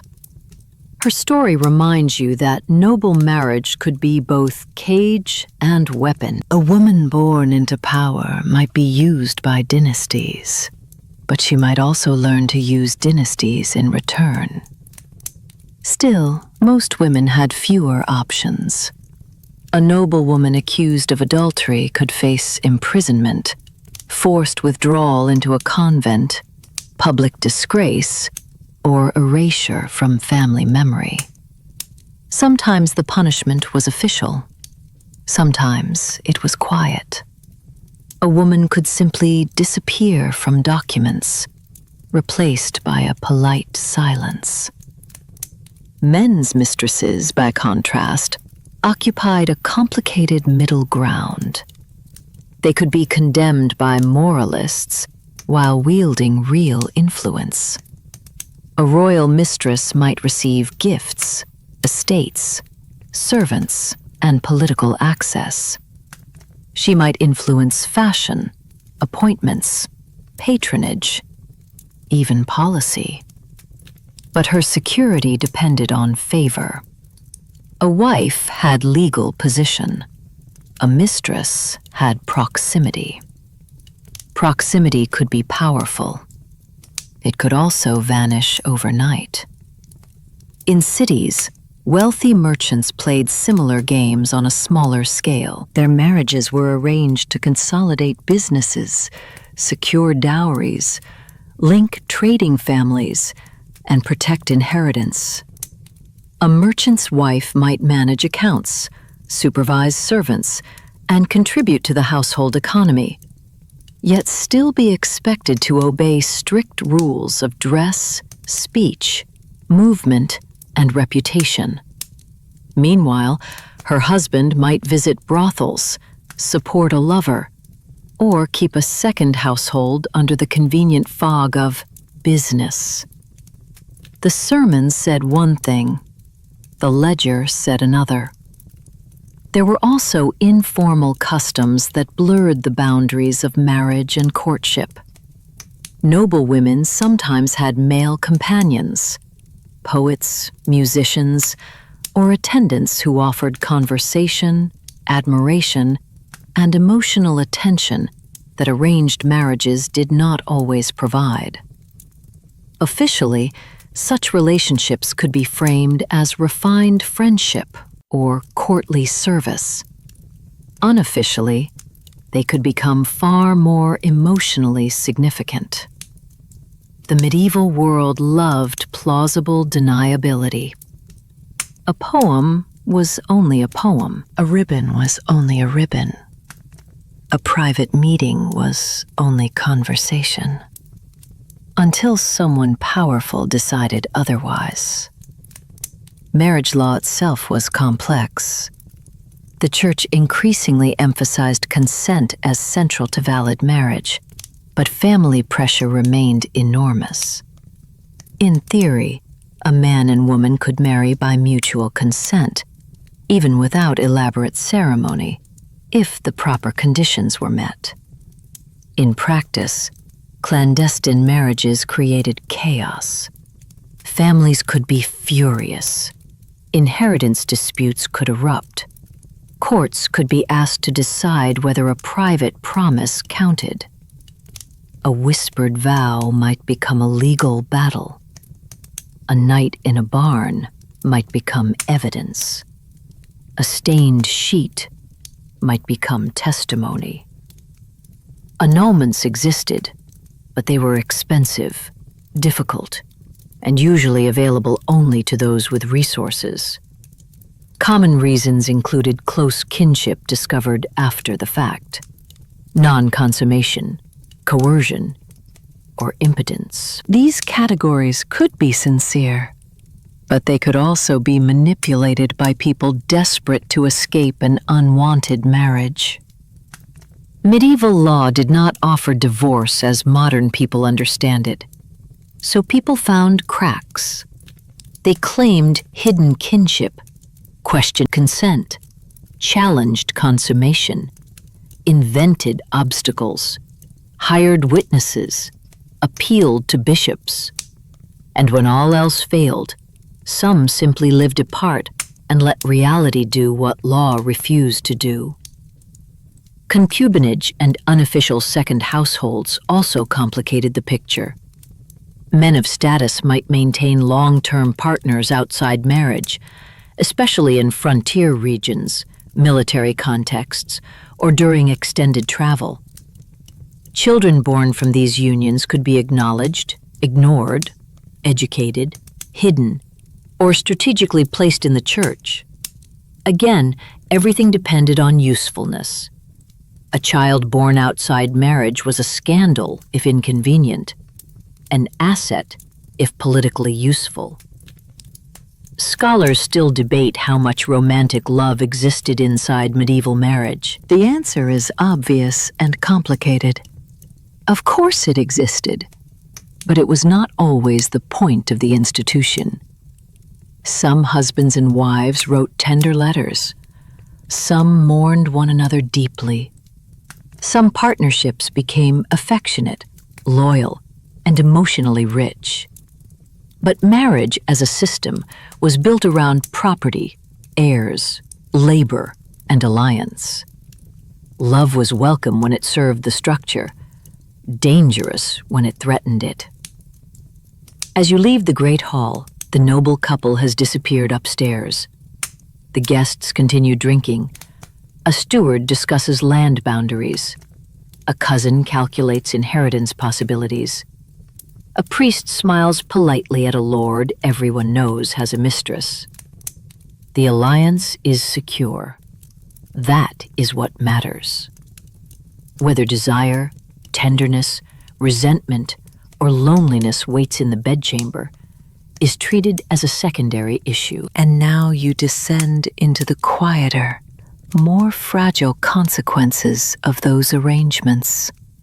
The children born outside lawful marriage, the sons and daughters whose lives depended on whether powerful adults chose to name them, hide them, use them, or forget them. The hallway narrows as you follow a midwife down a back staircase. Above you are polished chambers, tapestries, noble beds, family portraits, and the formal language of legitimacy. Below, near the kitchens, the walls are damp and the air smells of smoke, broth, and laundry. A small room has been warmed by a fire. Inside, a young woman lies exhausted beneath a wool blanket. A baby cries. No bells ring for this birth. No herald announces it. No feast waits in the hall. The child has arrived on the wrong side of marriage. Illegitimate children in medieval society occupied an unstable place. Some were loved. Some were ignored. Some were hidden. Some were useful. Some became embarrassments. Their futures depended heavily on class, gender, location, and the willingness of fathers to acknowledge them. This newborn is the daughter of a nobleman and a servant. The mother may receive money, protection, or perhaps nothing at all. The child may be sent to be fostered, placed with relatives, raised quietly among servants, or eventually sent to a convent. If the father is generous or politically cautious, he may provide a dowry. If he is careless, the girl may vanish into the lower margins of the household. Above stairs, the lawful heirs sleep under embroidered blankets.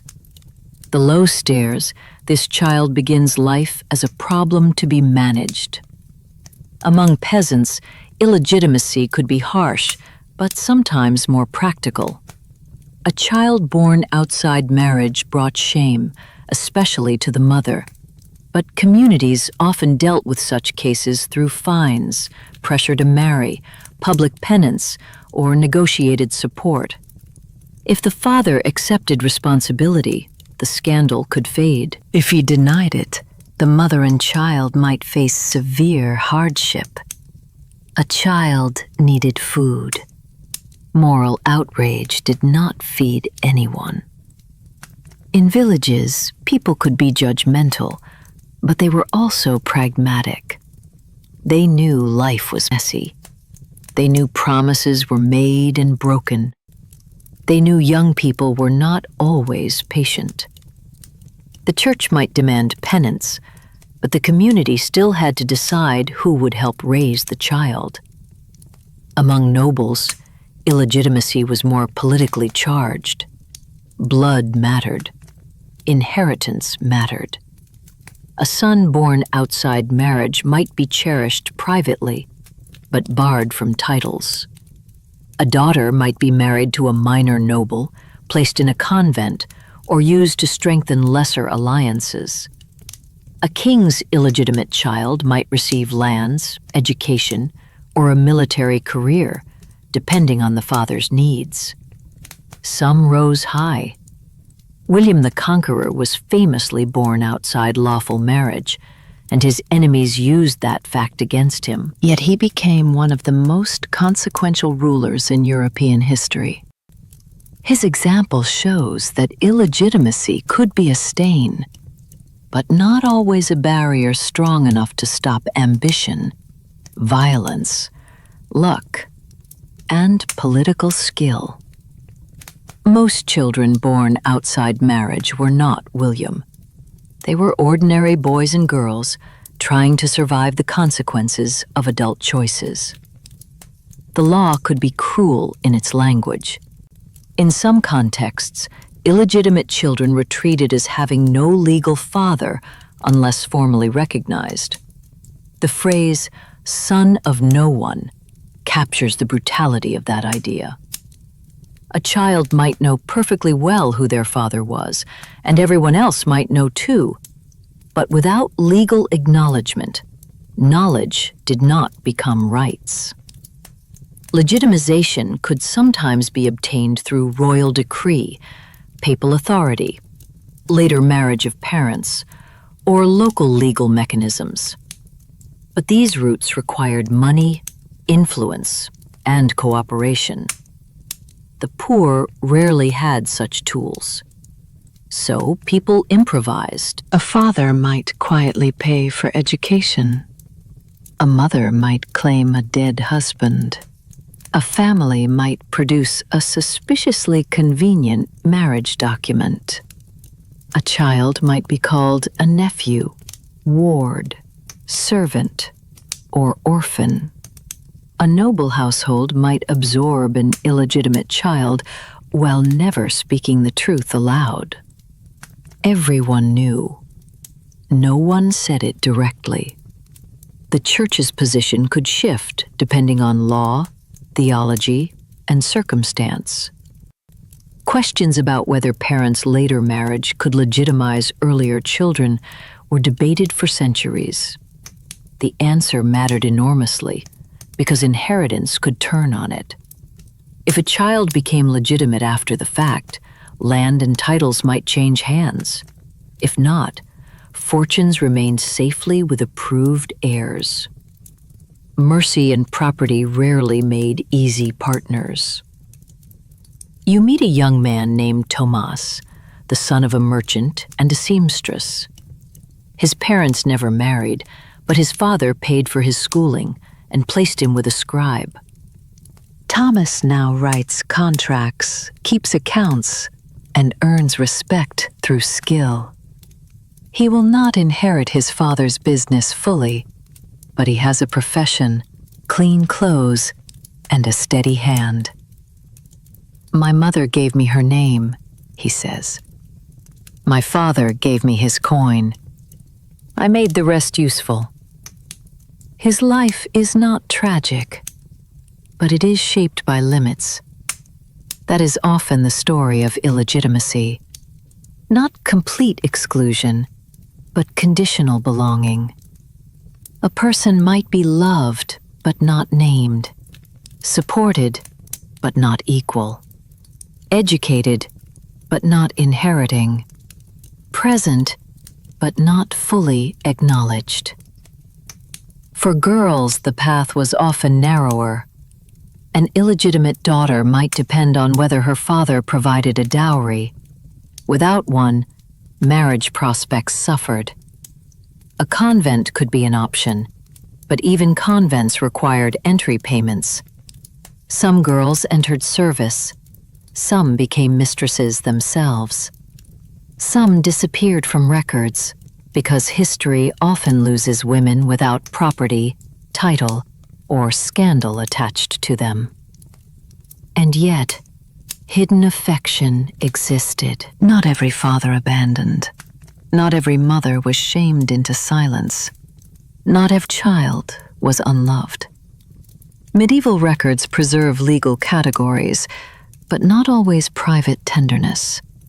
A man might never publicly claim a child, yet visit often. A mother might raise a child fiercely despite social disgrace. A grandmother might quietly protect a baby everyone else calls inconvenient. The law may say illegitimate. The household may say ours.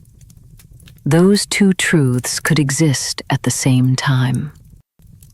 Scholars still debate how rigid medieval society truly was toward children born outside marriage.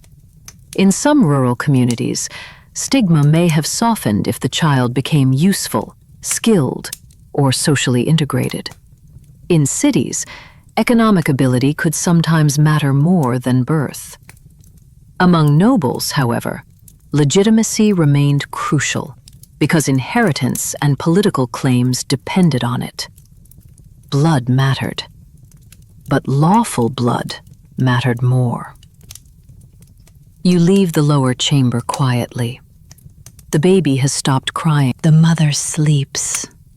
The midwife sits beside the fire, humming under her breath, as though she has seen this scene many times and knows better than to judge too loudly. Upstairs, the lawful wife sleeps in the master chamber. Somewhere between those two rooms, the real structure of medieval society reveals itself. Public order above, private consequence below. And now the road pulls you away from castles and inheritance disputes toward stranger, more radical spaces, gatherings beyond official approval, where heretics, mystics, and rebels dared to imagine that the body was not a trap for the soul, but a possible path toward the divine. You have wandered far from the safe roads now. The villages are behind you. The castles are behind you. The monasteries, courtrooms, markets, brothels, wedding chambers, and confession booths all feel distant, as though they belong to another world. Ahead, the path bends through a dark stretch of woodland where the trees lean close and the wind moves softly through the branches. Here, official authority feels thinner. No bishop stands at the gate. No lord watches from a tower. No town crier announces the rules. And that is exactly why people come here. In a clearing surrounded by trees, a small group has gathered around a fire. Men and women sit together in simple wool cloaks. Some are young, others older. One woman sings in a low voice, while another reads from a text not approved by the church. The atmosphere is quiet, but charged.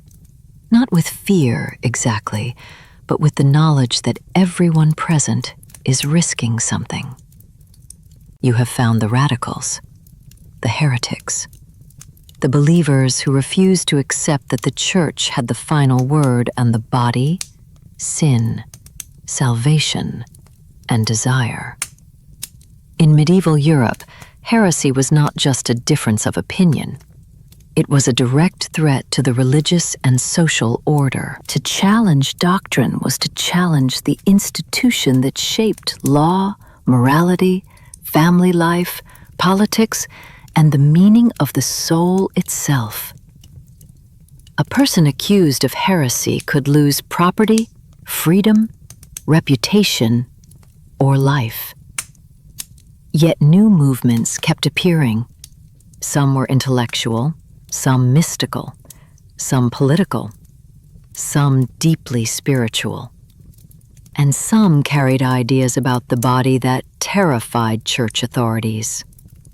Among the most controversial were groups later associated with the Brethren of the Free Spirit, a loose and difficult-to-define movement that appeared in parts of the Holy Roman Empire, the Low Countries, and surrounding regions during the later Middle Ages.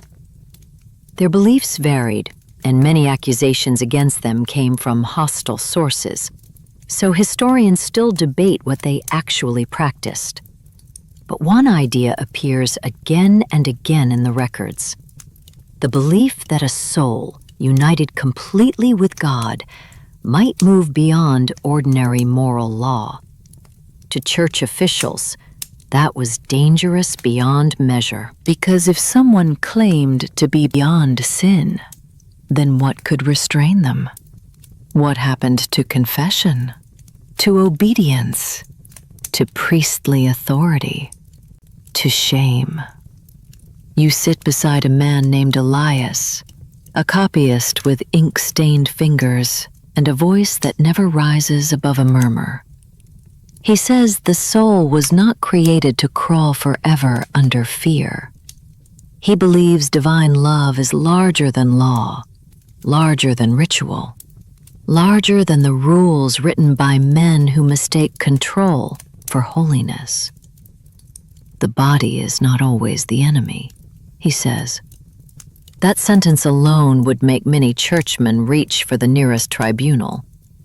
Official Christianity often treated the body as something to discipline, restrain, and mistrust.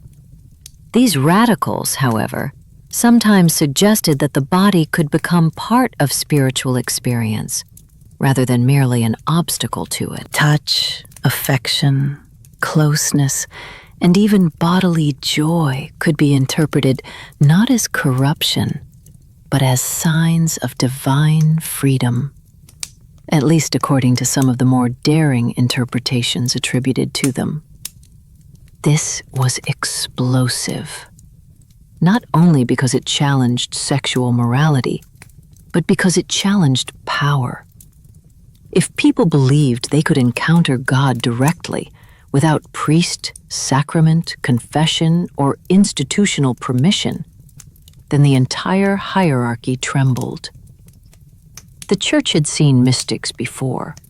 It knew how to absorb some of them, canonize others, supervise many, and silence the rest. But movements that blurred spiritual freedom with bodily freedom were harder to contain. They seemed to threaten not merely doctrine, but the very machinery of guilt. One figure often linked to this wider world of radical mysticism is Marguerite Porete, author of The Mirror of Simple Souls. Her text spoke of the soul's surrender to divine love in ways that alarmed authorities. She was condemned and executed in 1310, but her writing continued to circulate. Whether her own theology should be connected directly to sexual radicalism is debated, but her case shows how dangerous mystical independence could become. A woman claiming spiritual authority was already unsettling. A woman claiming the soul might transcend ordinary religious control was far worse. Around the fire, a woman named Clara speaks with calm intensity. She says that fear has made people strangers to themselves. She does not speak crudely or carelessly. Her words are careful, almost poetic. She believes that love, when freely given and not governed by domination, can reveal something sacred. Some in the group nod. Others look uneasy. Even among radicals, freedom is complicated. Not everyone agrees. Some still carry the church's guilt inside them. Some come here by night, but attend Mass by day. Some want spiritual liberation. Others may simply want escape from the rigid order of village, marriage, family, and priest. The movement is not pure. No movement is. And that is one reason the historical record is so difficult. Most of what we know about such groups comes from their enemies: inquisitors, bishops, chroniclers, and court officials who had every reason to exaggerate. Accusing heretics of sexual disorder was a common way to make them seem monstrous. It made the public afraid. It made punishment easier to justify. It turned theological disagreement into moral panic. So when records claim that heretics practiced shocking forms of intimacy, historians must ask, did this really happen? Or was it propaganda? Sometimes perhaps it did. Sometimes perhaps it did not. Often, the truth is buried beneath accusation. Another radical group often mentioned in later medieval sources is the Adamites, especially associated with Bohemia. They were said to reject ordinary clothing and attempt to return to the innocent state of Adam and Eve before the fall. Nudity, in their understanding, could symbolize purity rather than shame. To the Church, this was intolerable, not only because it violated modesty, but because it reversed the entire moral lesson of the fall. If nakedness could be holy, then centuries of teaching about shame, discipline, and restraint were being turned upside down. The Church responded harshly. Movements like this were not treated as harmless eccentrics. They were seen as threats to Christian order, social hierarchy, and public morality. Authorities could send investigators, soldiers, or executioners. The line between doctrine and political control was never far away. You watch the firelight move across the faces in the clearing. These people do not look like monsters. They look tired, hopeful, stubborn, a little afraid. Some may be sincere seekers. Some may be dreamers. Some may be reckless. Some may be using radical ideas to justify behavior others would find selfish or harmful. History rarely gives us saints and villains in clean categories, but you understand why such movements appeared. When a society teaches people to fear their own bodies, some will eventually ask whether the body might not be the enemy after all. When an institution claims control over every confession, every marriage bed, every forbidden thought, some will look for God outside the walls. When desire is always named as danger, someone will eventually wonder whether desire can be transformed instead of crushed. That question made the radicals dangerous, not because they had all the answers, but because they asked questions the official world could not tolerate. You leave the clearing beneath a sky bright with stars. Behind you, someone begins singing again, softly this time. The words disappear into the trees before you can understand them. The fire shrinks behind you. The road returns, and with it, the strangeness of medieval life deepens once more. Because now you come to one of the most bizarre corners of the age. The trials of animals. Yes, actual animals. The chapel ahead is small and half-ruined, attached to a cluster of buildings near a village. At first, it seems peaceful. Herbs grow by a low wall. A cow chews slowly in a field. Chickens scratch in the dirt. entirely unaware of how often their kind has been dragged into human moral drama. Inside the church court, however, the mood is serious. A pig stands chained near the front. A clerk sharpens his quill. A local official clears his throat. And everyone behaves as if this is completely normal. In the Middle Ages, animals could be brought before courts for crimes. Pigs, bulls, dogs, goats, insects, rats, and even birds appear in records of legal or quasi-legal proceedings.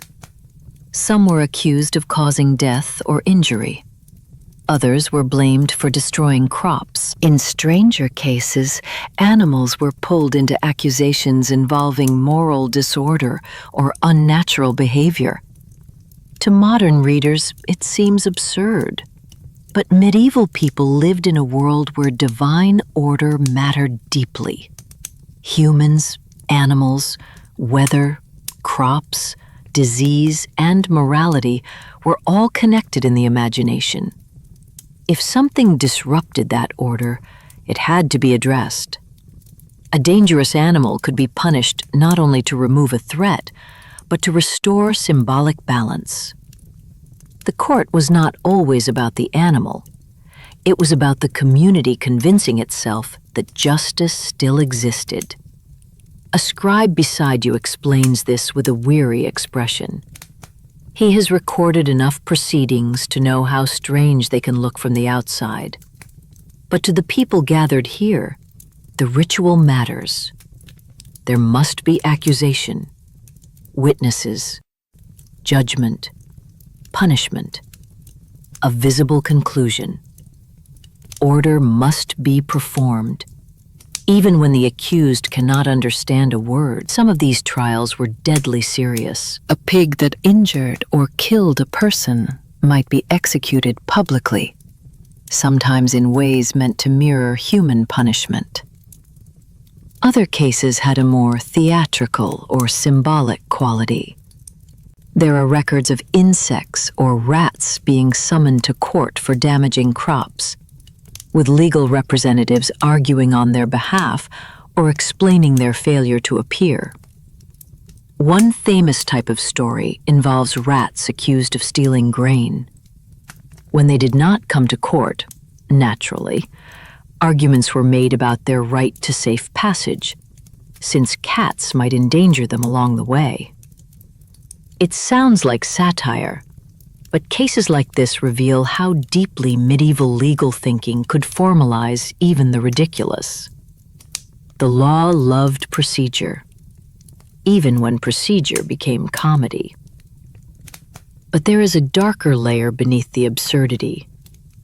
Animal trials sometimes allowed communities to redirect fear, guilt, or horror onto a creature that could not answer back. When something terrible happened, and people could not bear to face the human causes, an animal might become a convenient focus.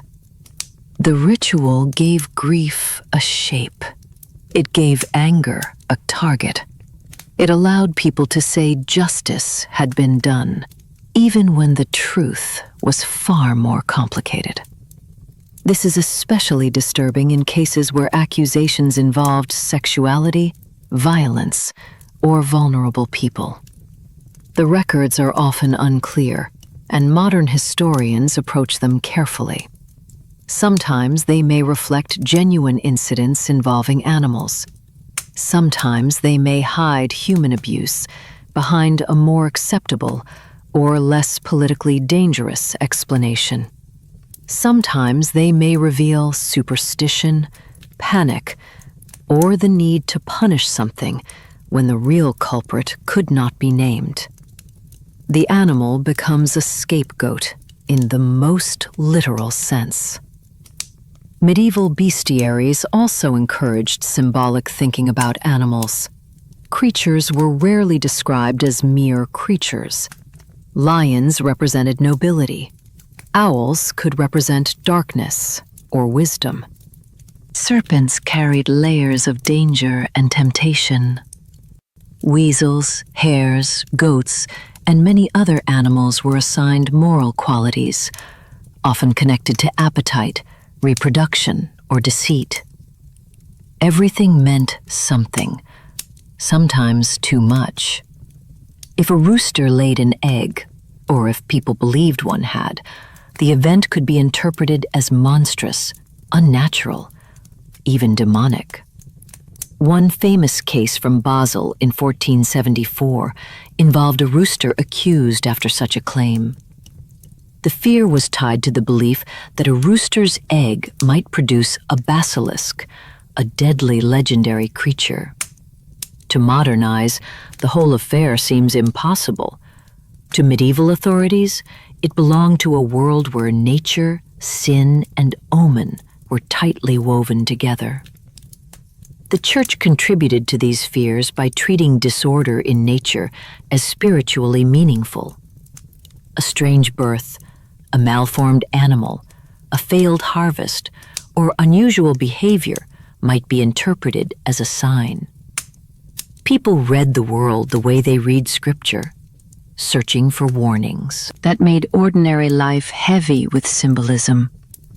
A sick cow was not always just a sick cow. A storm was not always just weather.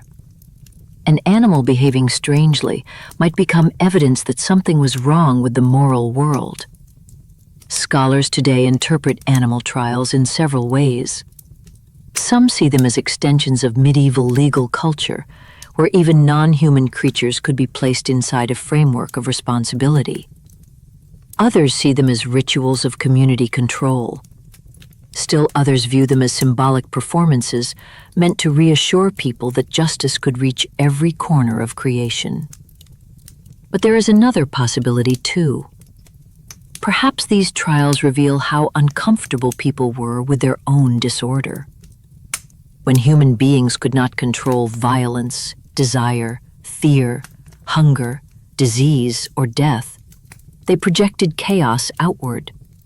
They blamed pigs, rats, roosters, wolves, goats, demons, witches, widows, strangers, anyone or anything that could carry the weight. You leave the courtroom shaking your head.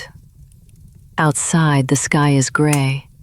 Children run past chasing a chicken that has no idea how lucky it is. The pig is led away. The villagers disperse. The clerk dries his ink. Life returns to its ordinary rhythm, as if the world has not just placed an animal inside the machinery of human law. And perhaps that is the strangest part. In the Middle Ages, absurdity and brutality often walked hand in hand. A trial could be ridiculous. A punishment could still be real. A symbol could become a sentence. As you continue down the road, the air grows colder. The clouds thicken. Somewhere ahead, bells begin to ring with a different urgency. Not for court, not for prayer, for death. Because now you are entering the plague years, when the Black Death tore through Europe, and every certainty, moral, religious, social, and bodily, began to tremble. The coughing reaches you before the village does.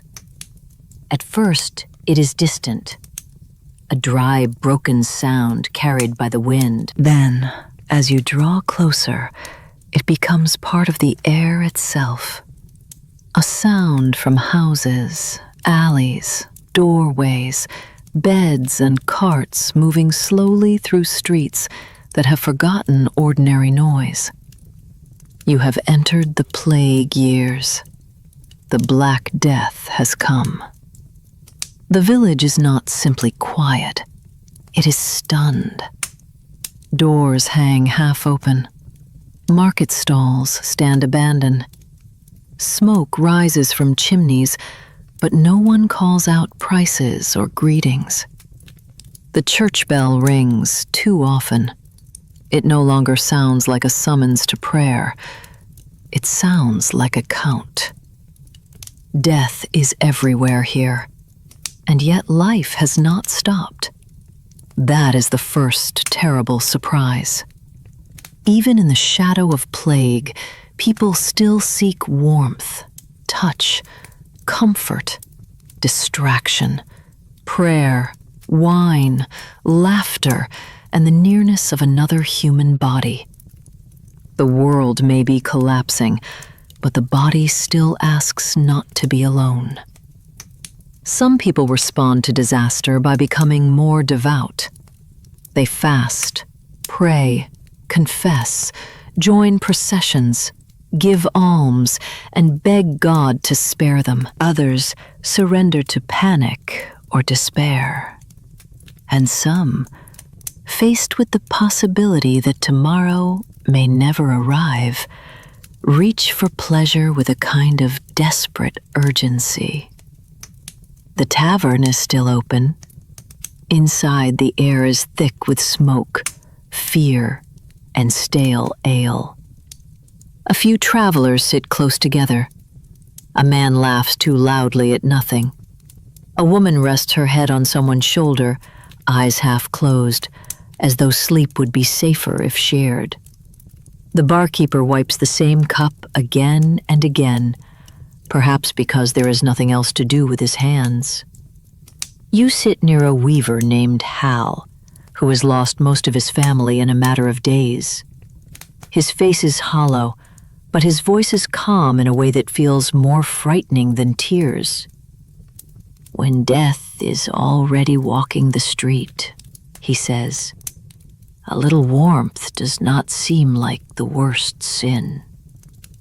That feeling spread through many plague-stricken places.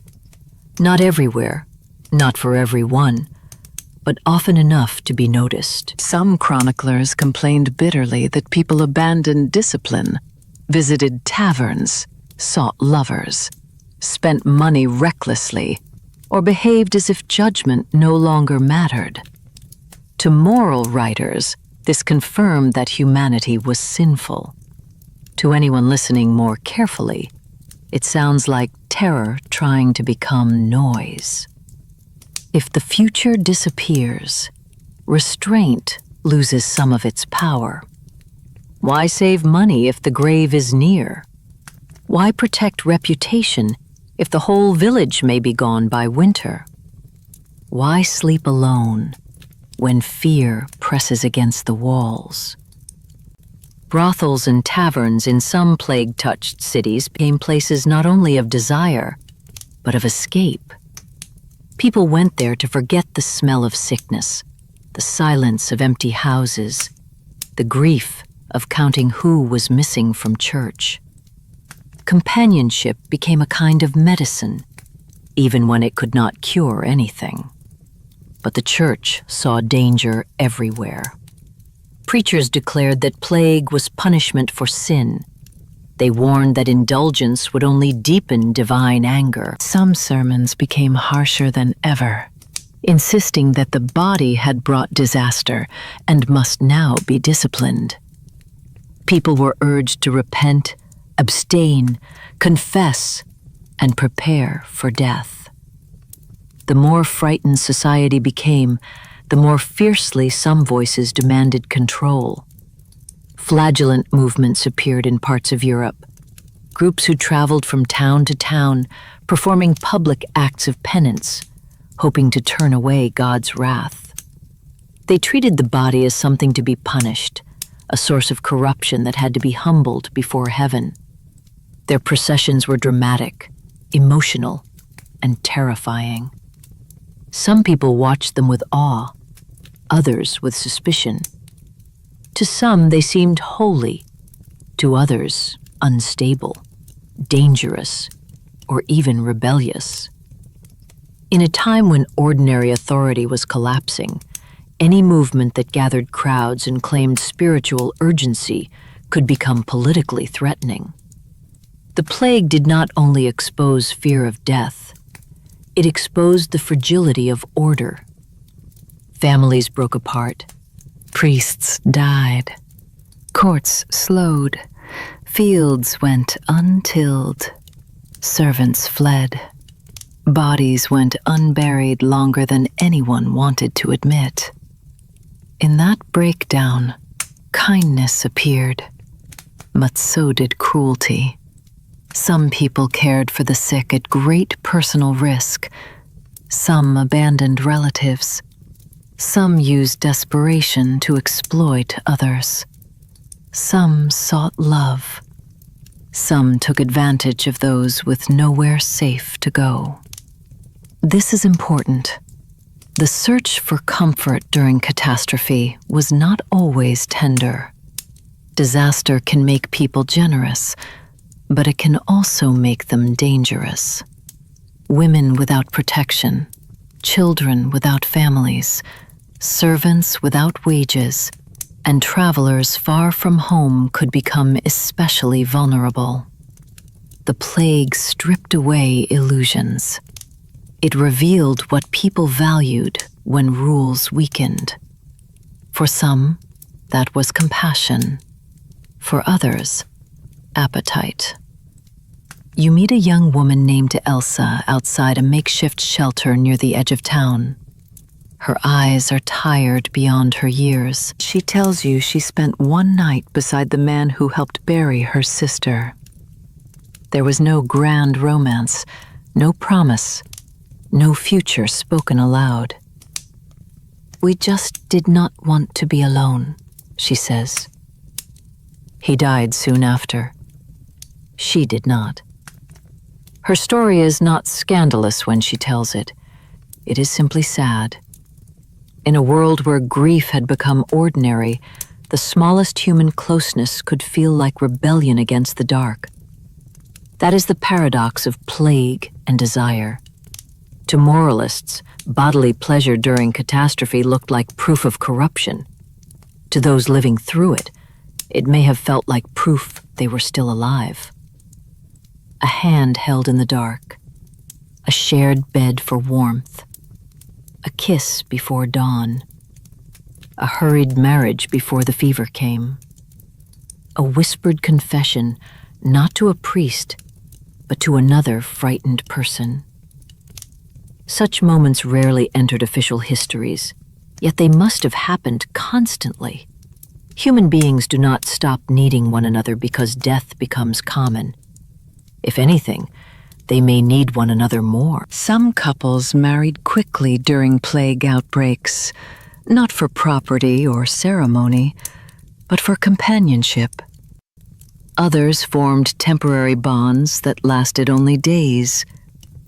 A scribe might write of holding someone through the worst night and never mention her name again because she did not survive, or because he could not bear to record it. The records are full of gaps. The gaps are full of people. Scholars still debate how plague changed behavior. Did disaster truly create more recklessness? Or did chroniclers simply notice and condemn what had always existed? Did mortality loosen moral rules, or only expose the difference between official values and ordinary life? Was the increased search for pleasure a response to trauma, or simply one more expression of human need under pressure? The answer is probably all of these. The plague did not invent desire. It removed many of the structures that usually kept it hidden. When death stood in the doorway, people became more honest, more frightened, more reckless, more tender, and sometimes more cruel. The body, which sermons had called dangerous, became for many the last remaining proof of life. You leave the tavern as night falls. The street is nearly empty. A cart creaks somewhere in the distance. A candle burns in a window where someone is keeping watch.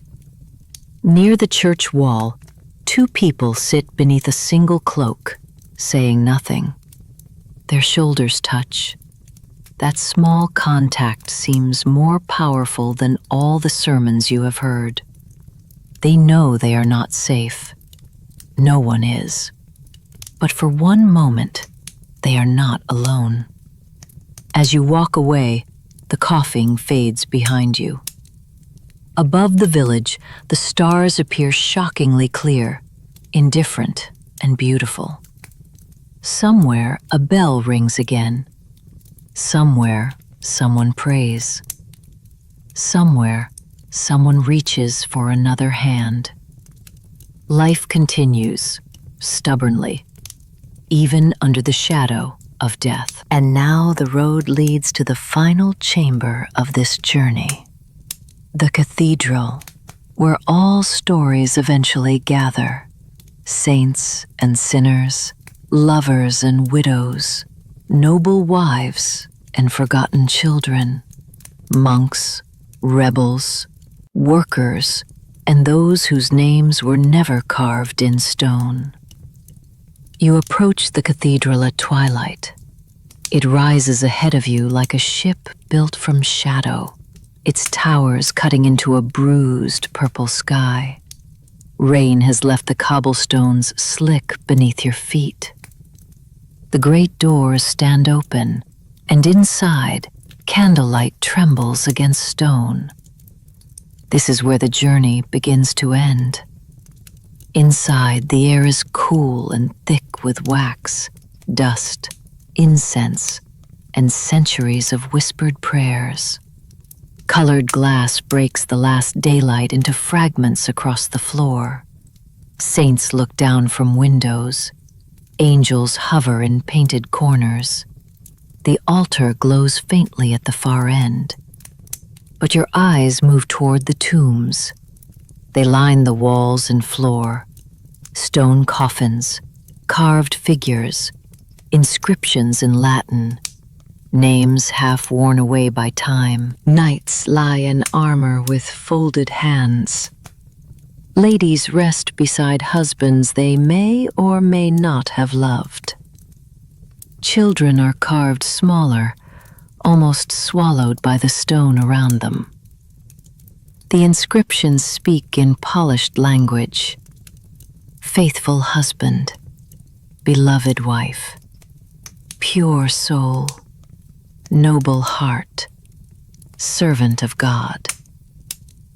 But after everything you have seen, you know those words are not the whole truth. A tomb is not a life. It is an argument about how a life should be remembered. You pause before a carved couple lying side by side. Their stone hands are joined in eternal peace. Their faces are calm. Their marriage, according to the inscription, was blessed, honorable, and harmonious. Perhaps it was. Perhaps they adored each other. Or perhaps they spent 40 years in strategic silence, producing heirs and keeping separate secrets. Death smooths many stories. Memory edits what life made complicated. On another monument, you notice an inscription that seems to have been altered. A name scraped away, new words carved over old grooves. Someone wanted the record changed. Someone decided the dead should be remembered differently than they had lived. That too is part of history. Not only what happened, but what later people allowed to remain visible. Medieval death culture was deeply concerned with the soul. People planned for the afterlife through wills, masses, donations, prayers, indulgences, and burial choices. They feared judgment. They feared purgatory. They feared dying unconfessed. But even in death, questions of desire, reputation, and sin followed them. Who had been faithful? Who had strayed? Who left secret children? Who died with guilt? Who paid for prayers to cover what memory could not erase? A wealthy sinner might fund a chapel and become pious in stone. A woman with a scandalous life might be remembered as modest if her family paid the mason well enough. A man with 2 households might be buried beneath words praising his honorable domestic life. The dead do not write their own inscriptions. The living do. You move through a side chapel and see an image of Mary Magdalene. She kneels in repentance, but the image is tender, almost intimate. For centuries, she became one of Christianity's great symbols of sin transformed into holiness, a woman through whom the Church could speak about desire, shame, forgiveness, and control. She is allowed to be remembered because she repents. That is the bargain. A fallen woman can become holy if her story ends with submission, tears, and reform. But what of women who never repented in the approved way? What of those who wanted, chose, loved, traded, resisted, survived, and refused to become examples? Many of them vanish, or they survive only in court records, accusations, jokes, punishments, and warnings. Still, desire leaves marks even in sacred spaces. On a column near the back, someone long ago carved a tiny image, almost hidden in the stone. 2 figures close together, rough, simple, and easy to miss. Perhaps a mason left it as a joke, perhaps as a memory, perhaps as proof that even under the gaze of saints, the human body found a way to speak. The cathedral contains both denial and confession. It condemns desire in sermons. It preserves desire in symbols. It buries sinners beneath words of virtue. It turns shame into architecture. Some tombs from the later Middle Ages show the body twice, once as a dignified living figure, and once beneath as a decaying corpse. These transy tombs reminded viewers that beauty fades, flesh fails, and worldly pride ends in dust. The message is severe. No matter how rich, desirable, powerful, or loved you were, death comes for the body. And yet, such tombs also prove how obsessed people remained with the body. Even when warning against flesh, they carved it. Even when preaching decay, they displayed it. Even when insisting that desire must end, they made memory physical. You stand in the dimness and think of everyone you have encountered on this journey. The monk pressing his face to cold stone, the saint turning longing into vision, the knight kneeling before a lady across a hall, the peasant lovers hiding from gossip, the nun writing tenderness in careful language, the priest hearing sins in the dark, the woman shamed in the square, the accused widow facing fear disguised as justice, the bride watched by families who cared more for proof than privacy, the hidden lovers in narrow streets, the brothel keeper dreaming of a quiet bakery, the healer at the forest edge, the pilgrim who found comfort on the road, the child born below stairs, the radicals around the fire, the villagers during plague reaching for one another beneath a collapsing sky. All of them are gone now, but not entirely. Their traces remain in records, rumors, art, laws, prayers, punishments, songs, and silences. That is what history often is. Not a clean story, but a collection of surviving fragments. The bells begin to ring. A funeral procession enters through the great doors. Mourners in dark clothing move slowly behind a coffin. Incense trails in the air. One woman near the back clutches a small locket so tightly, her knuckles pale. You do not ask whose image it holds. You already understand. Not every love is written down. Not every sin is confessed. Not every life is honestly remembered. Outside, the wind has changed. The streets are quiet beneath the fading light. You step away from the cathedral and feel the long weight of the journey settle around you.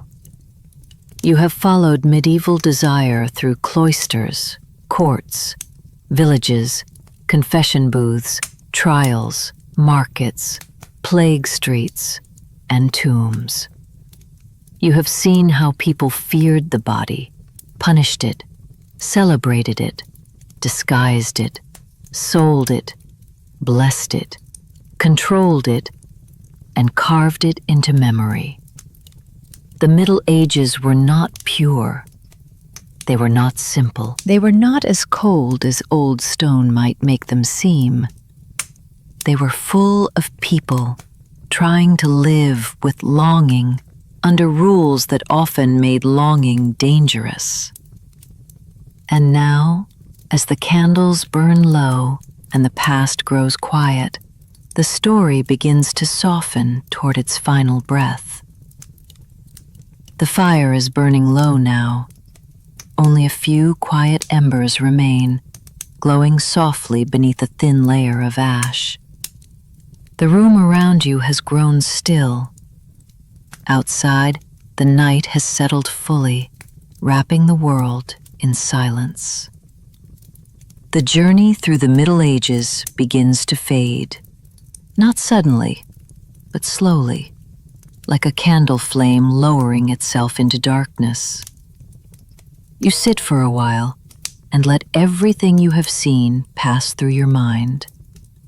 The cold stones of the monastery, the whispered struggles of monks behind closed doors, the saints whose visions blurred the boundary between devotion and longing, the noble courts where love was turned into poetry, ritual, and strategy, the village paths where ordinary people found tenderness in crowded homes and muddy fields, the convent libraries where women wrote their private thoughts between prayers, the confession booths where secrets crossed a wooden screen and became penance, the public squares where shame became entertainment, the fearful trials where desire was twisted into accusations of sorcery, the strange myths of control,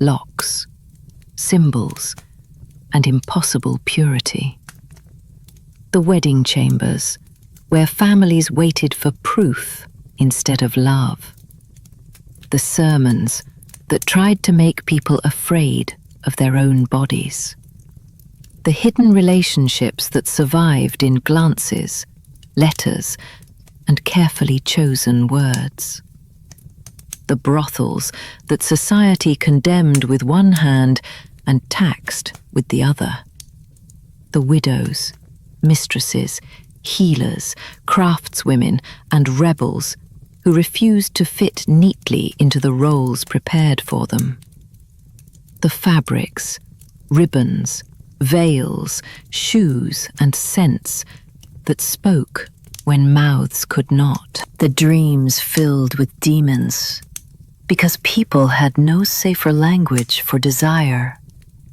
the medical books that tried sometimes wisely and often absurdly, to explain the mysteries of the body. The pilgrims who walked toward holiness while carrying all their human weakness with them. The love charms, herbs, and whispered rituals of people desperate to be wanted. The noble marriages built from land, bloodlines, duty, and silence. The children born outside the approved lines of inheritance, yet still born into life, need, and sometimes love. The radicals who dared to ask whether the body might be something more than a prison for the soul. The animal trials, strange and unsettling, where human fear was projected onto creatures that could not answer. The plague towns, where death stood close and people reached for one another simply to feel alive. And finally, the cathedral, the tombs, the carved names, the polished lies of memory. The quiet truth that every life is more complicated than the words left behind. The Middle Ages were not a clean age of simple faith and frozen rules. They were restless, contradictory, human. People feared desire, but they followed it. They condemned the body, but depended on it. They preached purity, yet built systems around temptation. They punished sin in public, then whispered their own sins in private. They wrote laws, prayers, poems, sermons, medical manuals, love letters, court records, and confessions, all trying in different ways to understand the same impossible thing: what it means to live inside a body that wants, fears, remembers, and reaches for others. Maybe that is what makes this history feel so strangely close. The clothes are different, the laws are different, the punishments, beliefs, and symbols belong to another world. But the emotions are familiar.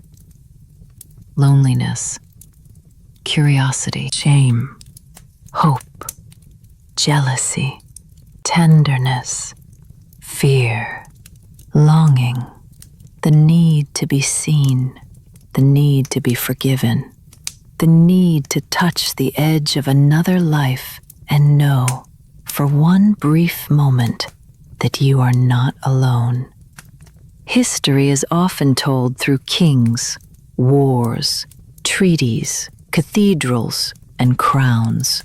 But beneath all of that, life was also made in quieter places: bedrooms, kitchens, gardens, confession booths, market stalls, letters, glances, and promises no one recorded.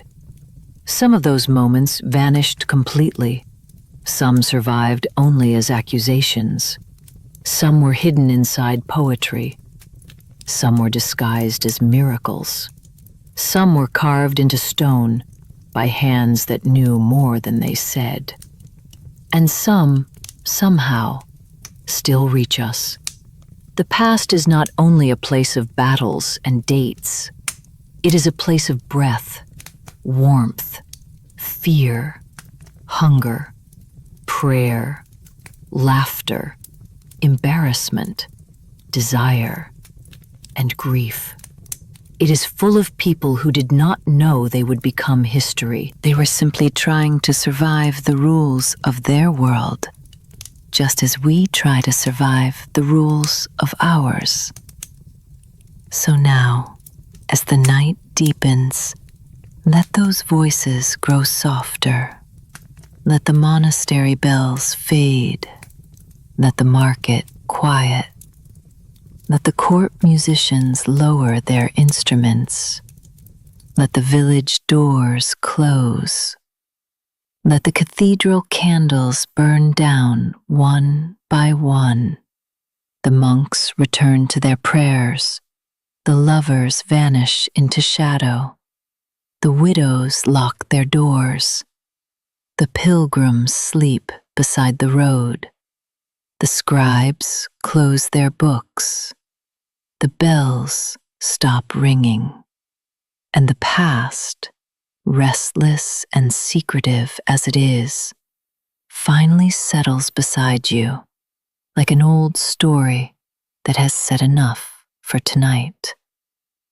The fire sinks lower, the room grows calm, and somewhere far behind the veil of centuries, medieval life continues in whispers, not as legend, not as sermon, not as judgment, but as memory, messy, tender, strange, human. For now, the journey is over. Close your eyes, let the darkness become gentle, and let history sleep.